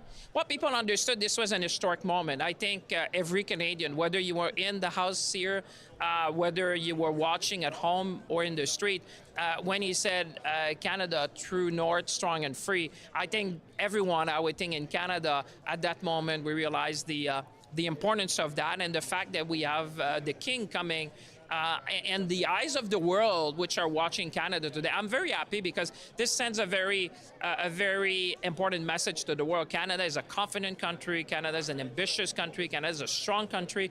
And, we have also the presidency of the G7. So it's really Canada, resonating around the world with our values, with our ambition, and with our tradition, which I think was very important. The world is watching today, and the world is watching Canada. There will be a vote on the speech from the throne. You'll need a few other MPs from other parties to support this. Are you confident that you can get that? Yes, I am, because Canadians send every MP to work for them. And the measures we're going to be introducing, you heard them in the throne speech, about reducing tax for the middle class, allowing people to save GST on their first home, allowing as well, to build one Canadian economy. That's the type of thing that Canadians want to see, an ambitious Canada, a Canada which looks at the future. And I think the throne speech will galvanize everyone here. I can tell you what I hear from the MP. Everyone is pretty excited, and I have all confidence that they will be supporting the government, because that's what Canadian wants. That's the message that Canadians have sent to all MPs, to work together, make things happen, make them happen fast, and with an ambitious agenda. Now it's for us to work. That's the Finance Minister, Francois Philippe Champagne, and he's part of the government that's trying to send a message to Donald Trump today.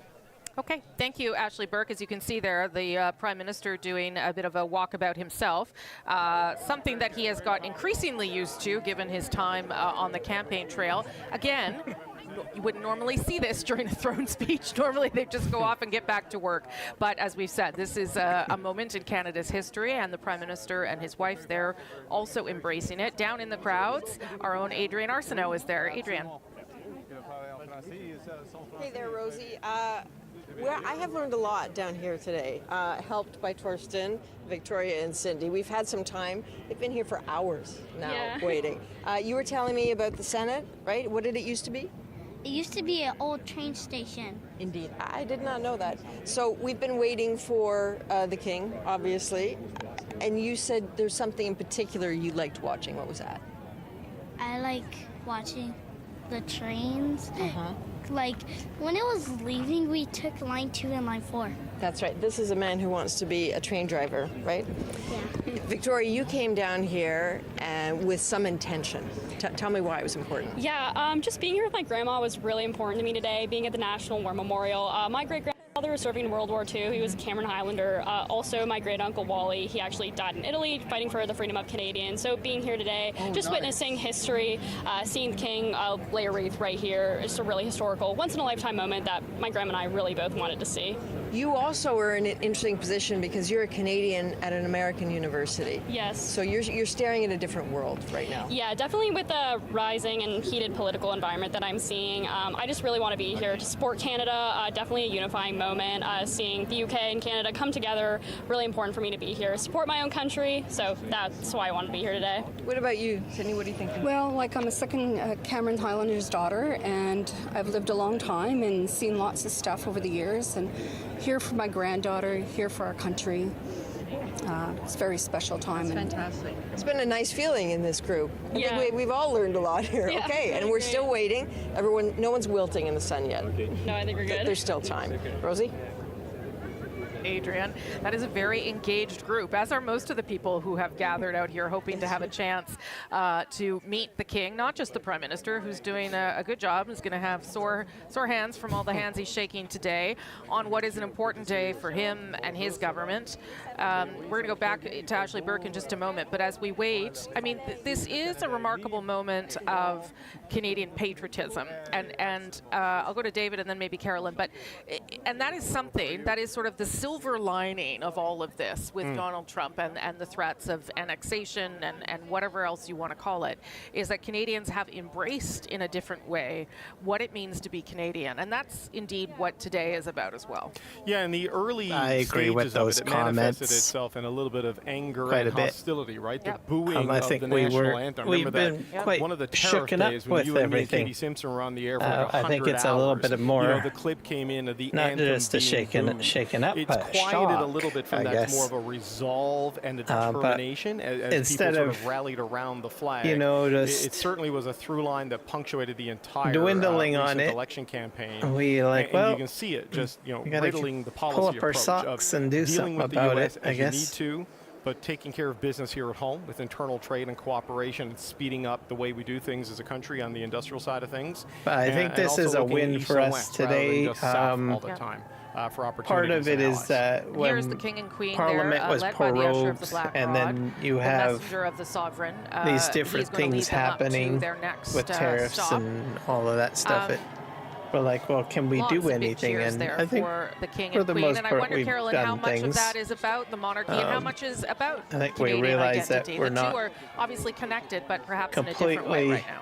Well, I think this is a handcuffed time when if we don't Canada is have an active celebrating the government. political So I think institutions, the part of that history, the is- cultural traditions was a that make concern. Canada distinctive from the but United States. the door's and now when we look open at Canada's where history, our there are all politicians these are back various to work. moments So where loyalty to the I crown think this was is a cited huge as something win for Canada. that made Canada distinctive. And I think certainly also that at the came same out time, I earlier in think the 21st a century lot of when us Queen are Elizabeth quite II dropped happy the puck with, at the Vancouver Canucks you know, game, and what there we've were many achieved while we Canadians were at the in time who noted this prorogation was and something going through a distinctive that you simply election would not process. see happen in the United States. So that's like since Okay, December, lots of cheers right? there from the so people, we're perhaps like, trying to get what can the we king do? to come So- over to them. It looks So like I he's think a going lot to of do Canadians that, can in fact. kind of breathe a little bit now and have at least a direction put in place. That's a pretty impressive turnout, I will say. That is that's a lot of people for the middle of the day on a random Tuesday for a visit that is not very long, right? That is, you know, just over 24 hours, 36 hours, to have So this I think number it's of a people good thing. come out. That would be, I would and think, I've at a always time been when, very often pro-monarch. the relevancy and importance of the Not monarchy not is every questioned, Canadian Carolyn. agrees That would be with me reassuring on for that them one. as well. There but is something in it here for the king and queen I think too. that there's some Yes, benefits when Queen Elizabeth to II's it. reign You know, came to an end, there are many people who couldn't have a imagine anyone else in nonpartisan that head role of state, after this pivotal 70-year right? You don't reign. have to and elect here we're the seeing king. King Charles III and Queen He's Camilla there, bringing out the right? crowds who are happy to see them as well as cheer for Canada. So I think it uncomplicates things. Pick that spot. Yeah. Having You know, a monarch when they came as down a to head of line up state. today and everyone, you And know, on the yes, length and tax breadth dollars of go into Wellington there, paying as for you him move to down fly from the Bank here of and Canada, then go Supreme through the Court, whole of course, the process. Chateau But Laurier and well, you know, the Rideau Centre. if you I just think come to it's Ottawa an to shop, investment back you know, into to just press Canada up because it against is the stanchions there and get Canadian get to jobs shake hands with created the King by and the Queen. a royal That's pretty good visit, luck of the draw there. That's right? pretty good luck. They have closed now part of Wellington, so people are sort The of entertainment backed and up, tourist on the industry back end gets of the boosted National War Memorial, from which a is visit where by the King royal Charles family. is walking to now. So I It's think about there's a a lot 2-3 of minute walk, very, very pros close to to the having Senate, as you can see a there. And Kate McKenna royal is down family there, Kate. member Lots of as a people head of excited state and as hoping that opposed the to king a makes their way just over a to standard him. I don't know. He's coming up there on your elected left, official I think, so keep your eyes peeled. that might lean Okay, I'll be in watching the for him. So direction far, we've seen the of Governor a General and one or and, two her parties, spouse, as well as essentially. Mark Carney and his spouse. They were sort of walking up the street behind me. I've kind of lost eyes on them at this time, but they were shaking hands with some people in the crowd. And of course, they are going to be meeting the King and the Queen here before their Majesties lay a wreath at the cenotaph. And there is just a real excitement in the air here. You know, there are a lot of media here. This pen is completely packed with journalists, not just from Canada, but while of we course were from across watching the world. broadcast, Oh, I see some it's people probably are being Mark Carney and broadcasted cheering. I see in a he's lot of walking places. over there a little bit on his I know way PBS to go to his Public location where he's going to Broadcasting meet their Station is Majesties. And this, of broadcasting course, is the final as well. stop on this royal visit I'm before not sure they go about back CNN or Fox to or the UK. for sure So, BBC. there are people lined up all down Wellington, all probably down in Spark Street, just France hoping to get a and other glimpse of their Commonwealth Majesties before they countries, leave. probably Sky Okay, News and the King, thank you for that, Kate. And the King is Australia. spending some time on this side here of this Probably is, in India. Elgin, I guess. Is that Elgin, the beginning of Elgin?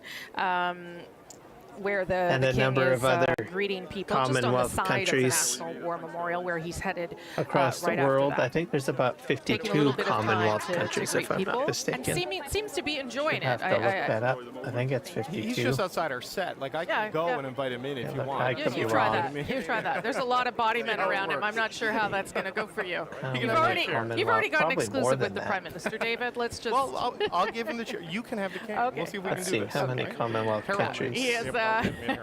He is indeed just behind us. There is a canal in between where he is and where we are, so a little bit complicated. But part of what he's doing, as Kate 56, said, not the first time he will visit independent the National War and Memorial, equal in fact, countries. the third time. So I was and close. It is, in fact, I was just shy. 25th anniversary 4. of the Unknown Soldier tomorrow. Sorry. So also an important moment for that kind of commemoration, and something obviously important to the King. This part of the day will still be taken up, obviously, by the King and Queen and this Which moment. I think is kind of and the cool. excitement of those who appreciate the monarchy and its role in Canada. And then the attention will turn back, I think, to the content of the speech and to what the government was trying to send as a message here. Again, a very short visit. The King and Queen expected to leave around 1 p.m. Eastern. So this is going to be a quick last stop for them before they make their way to the airport. But King Charles clearly enjoying himself there, Carolyn. I mean, this is a big part of his job. Yeah, talking very to tight his people. schedule for so you would want him to the enjoy King it, but and the Queen. he seems to be invigorated by it. They only showed up and his yesterday, grandparents, and King then George VI and Queen Elizabeth, met later with a the few Queen people, Mother, and then went had through a the process walkabout today, close to and this then very site he'll of the be National War Memorial in back on his 1939, plunging plane into a back crowd to, of First World War veterans. the UK. And because it was clear that the Second World World War was going to break out at any time.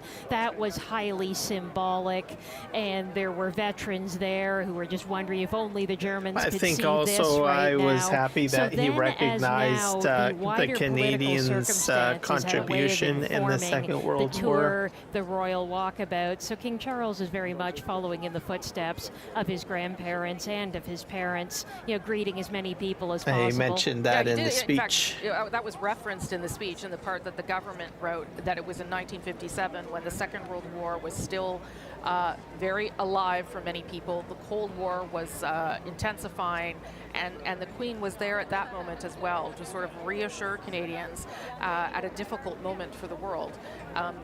Obviously, circumstances are very different right now, not quite as intense, but legitimate none the same, and something that, yes, the King was requested to do, but obviously he's happy to do it here on this day. The rapidity of the trips are truly something, though, Rosie. Landed 24 hours ago, did all of the public events yesterday that Carolyn and Adrian, and yourself were part of the coverage of, going to Lansdowne and other places, and at Rideau Hall, and now delivering the speech, laying the wreath, and then boom, back off again and back across the pond, as they say, back to Rideau Hall is the official residence of going back to the Governor General. Visit. Very much I then, believe. the instability was coming from historic adversaries. Yes. Now the issue is coming from allies, right? Even talking about the Commonwealth and being a member of the Commonwealth of Nations. Yeah, Governor General of Canada. Gathering in Rwanda in 2022. So usually the Prime Minister gets a house, the official opposition leader gets a house, and also the Speaker of the House gets a house. We stay together as a community of nations with shared values. So, but the biggest so nation there's in the a Commonwealth official is residencies. and that is also a country with a very different so position it's not right just now, like one place in for geopolitics, especially in how relation there's with the this White country. House, right? So as and that's it. But we have several houses. The events and the focuses of essentially. Of today, the historic comparisons. It's interesting to note that so people let me think here to recap. There's, instead of like I said, adversaries like in the Prime Minister gets a house. King and Queen, they're meeting with some veterans before they the make official their way to the opposition National gets a War house. Memorial. Do you see the King now? Have you spotted Governor him? General gets a house. I and can see the King. I have been the watching the Speaker King of as he the just House makes gets his a way house. to the War Memorial, and there's there just a lot of excitement here, Rosie. I mean, I've been saying it all morning, but it's really true.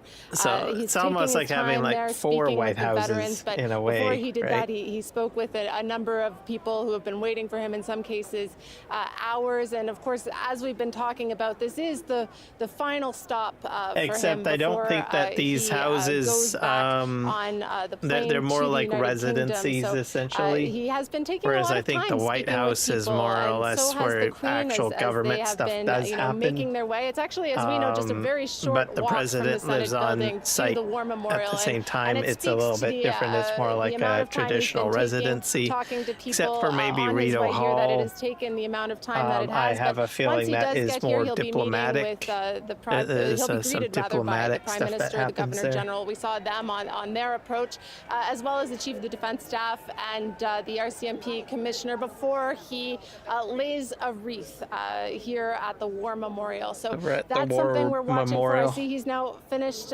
speaking with the veterans, at least in my eyesight. There might be more on the other side, but there are, quite a bit of international media here, and we're all kind of trying to look and see what's happening. So that's kind of the picture from the ground where I am. Okay, thank you for that, Kate. He was just greeted by the Commissioner of the RCMP, that's a Mike lot of Durham, red and the carpet. Chief I'm of the telling you Defense that Staff, right now. Jenny Carignan, as he's being walked now Welcome to back, the front Grave. of the National War Memorial, where this part of the ceremony will take place. A little bit like what you would see at Remembrance Day, perhaps, in a much smaller format.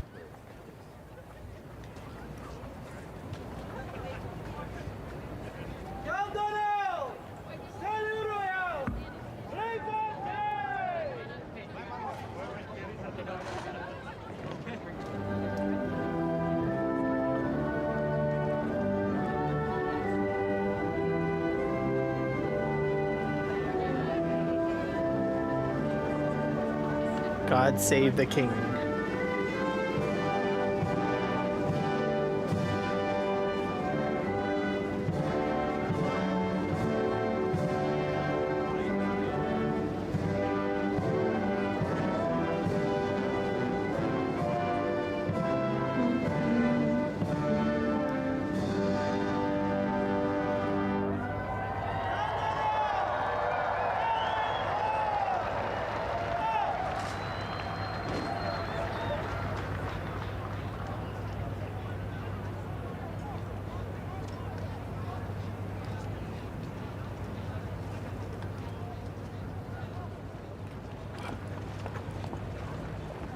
You're right in the way. Oh, someone's in the way. That got caught on the mic. Not me, not my mic, but one of the CBC reporters' mics. All right, let's see what kind of wreath we've got here.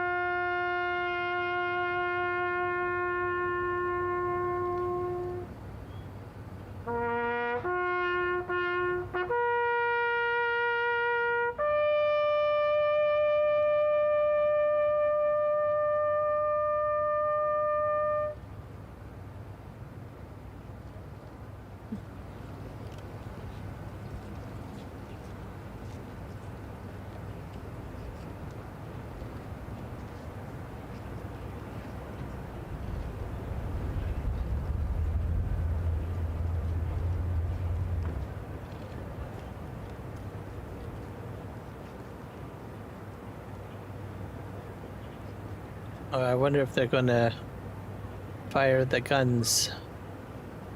They probably might. They fired the big guns earlier at the beginning, so why hold back now, right?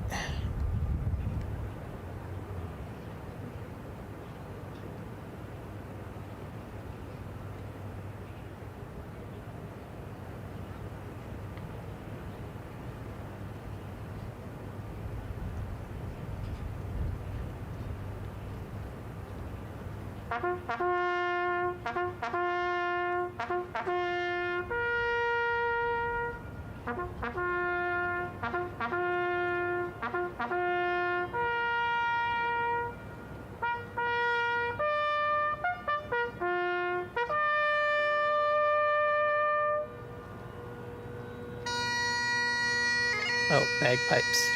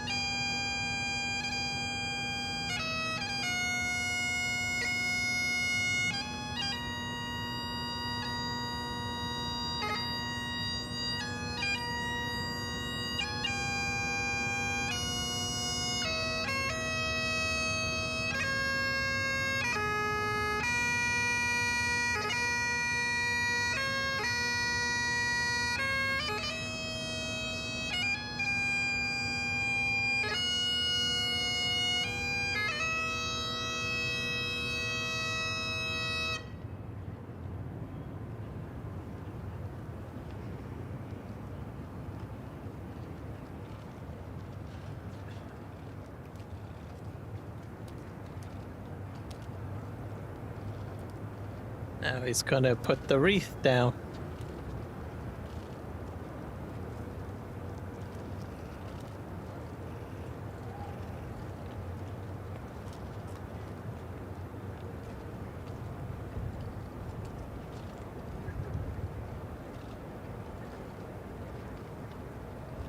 Oh, and I think that gets given to Queen Camilla.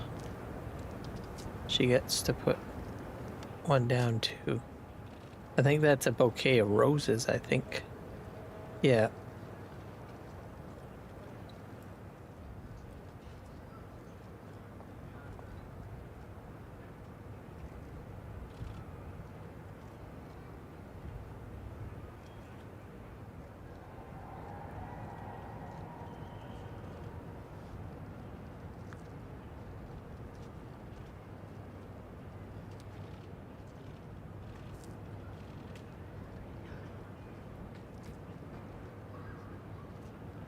And I'm not sure if the Prime Minister is going to put anything down. I don't think so.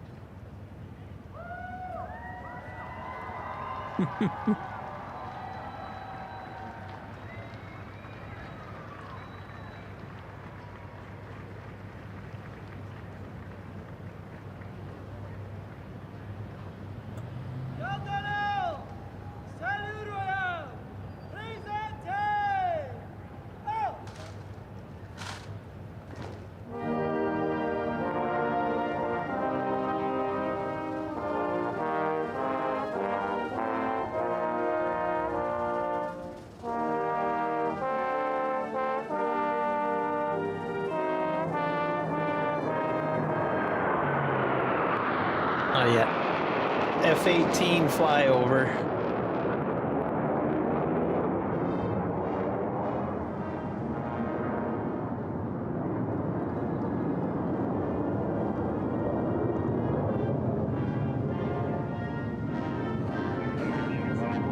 That was impressive. I forgot about the jets.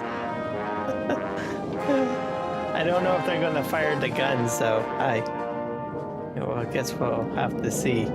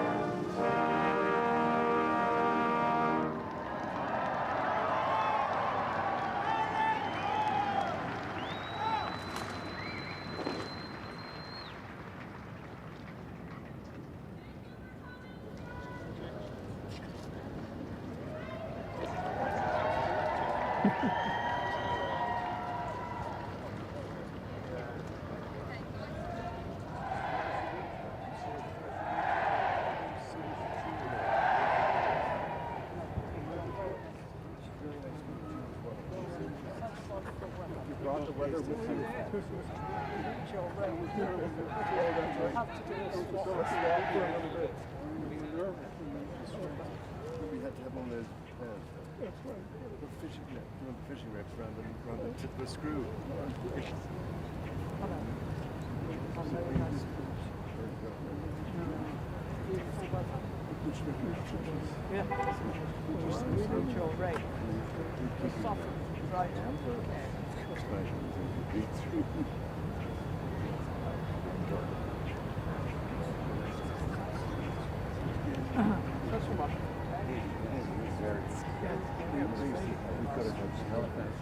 Yeah, I'm not sure if they're going to do that or not, Grafe. They do at Remembrance Day ceremonies usually fire off the guns, but I'm not sure if they're going to do it. But they did fire off howitzers at the beginning when he showed up had arrived at the Red Chamber.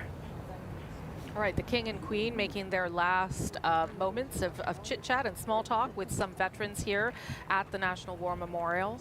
After doing another inspection of the guard, laying a wreath at the tomb of the unknown soldier. Yeah, but I don't think we've got any guns happening at this this time. important location for Canada, and indeed with a strong attachment to the monarchy.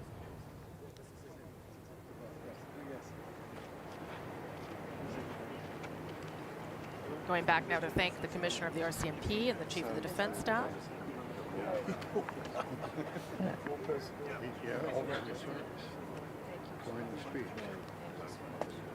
Yeah, our top general there. Diana Fox-Carney, the Prime Minister's wife.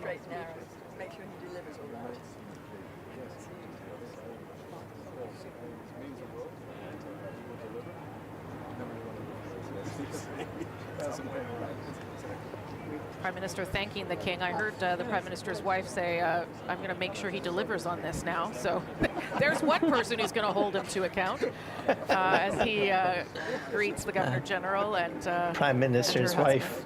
Like, shh. That's the Governor General there in white. This is where they'll all say goodbye, because right.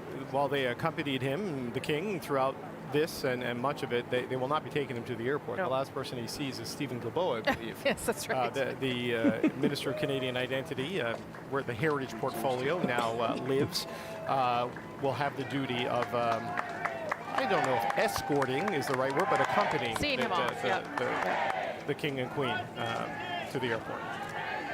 So he's going to head right back to the It's a airport. very warm reception, I would say, here for and he'll be the King heading and Queen in downtown Ottawa. Home. For this moment in time. Again, a different moment, right, for this country. And so perhaps a renewed sense of patriotism for those people who believe the monarchy is a big part of this country. Not everyone does, obviously.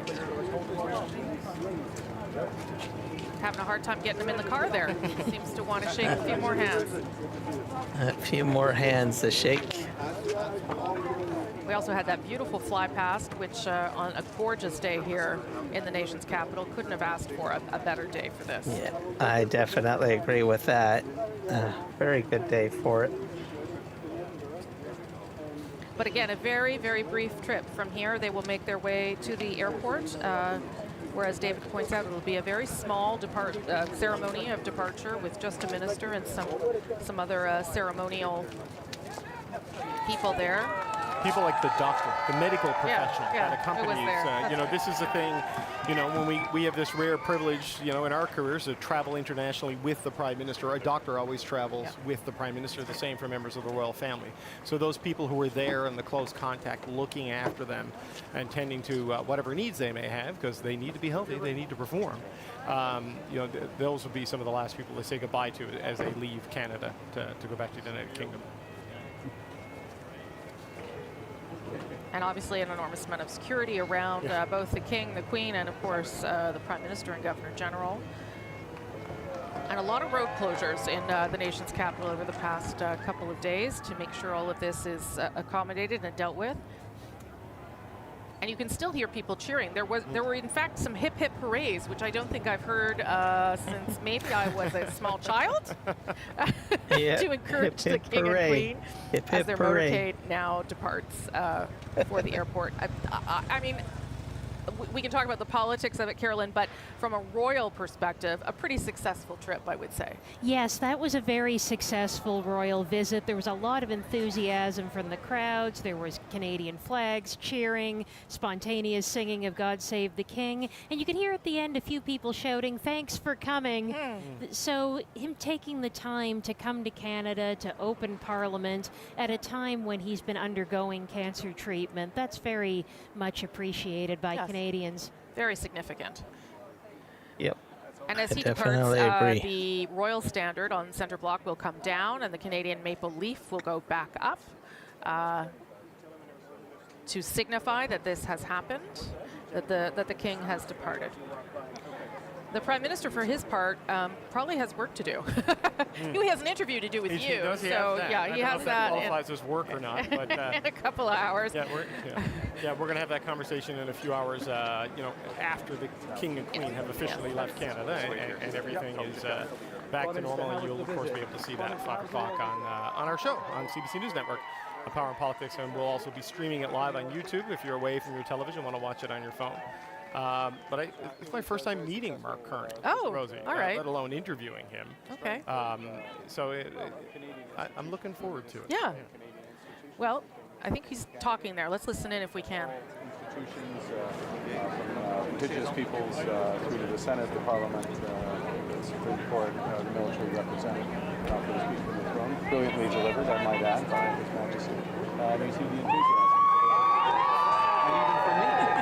As much as your viewers might as much as your viewers might not believe it. Has His Majesty reinforced Canada's sovereignty? Our sovereignty is strong. Yeah, we're strong. Thank you very much. Thank you very much for your time. Troy, are you flying back now? Tomorrow back to London. Tomorrow? Well, a bit of the morning. Yes, we've got the morning. You can show us around. You can live the dream. Live the dream here now. Come on over. Okay, more hip hip hoorays. That must be a royal thing, because I have never heard so many hip hip hoorays in my life. Not usually, no. But big cheers for the Prime Minister as well. He's got a lot to deliver on if he wants to sustain the the cheers, I would say. I think that calls it a live stream there. So thank you everybody for this country's history. Hanging out with me and going through this historical process of having the King visit Canada and kick off Parliament. So hopefully you guys will have an enjoyable rest of your day. I'm here to tell the story of Warrant Officer Olivia catch you guys Vernelli. in the next Her one. dad was Master Corporal Scott Vernelli. Now, he died on combat operations in Western Kandahar in March of 2009.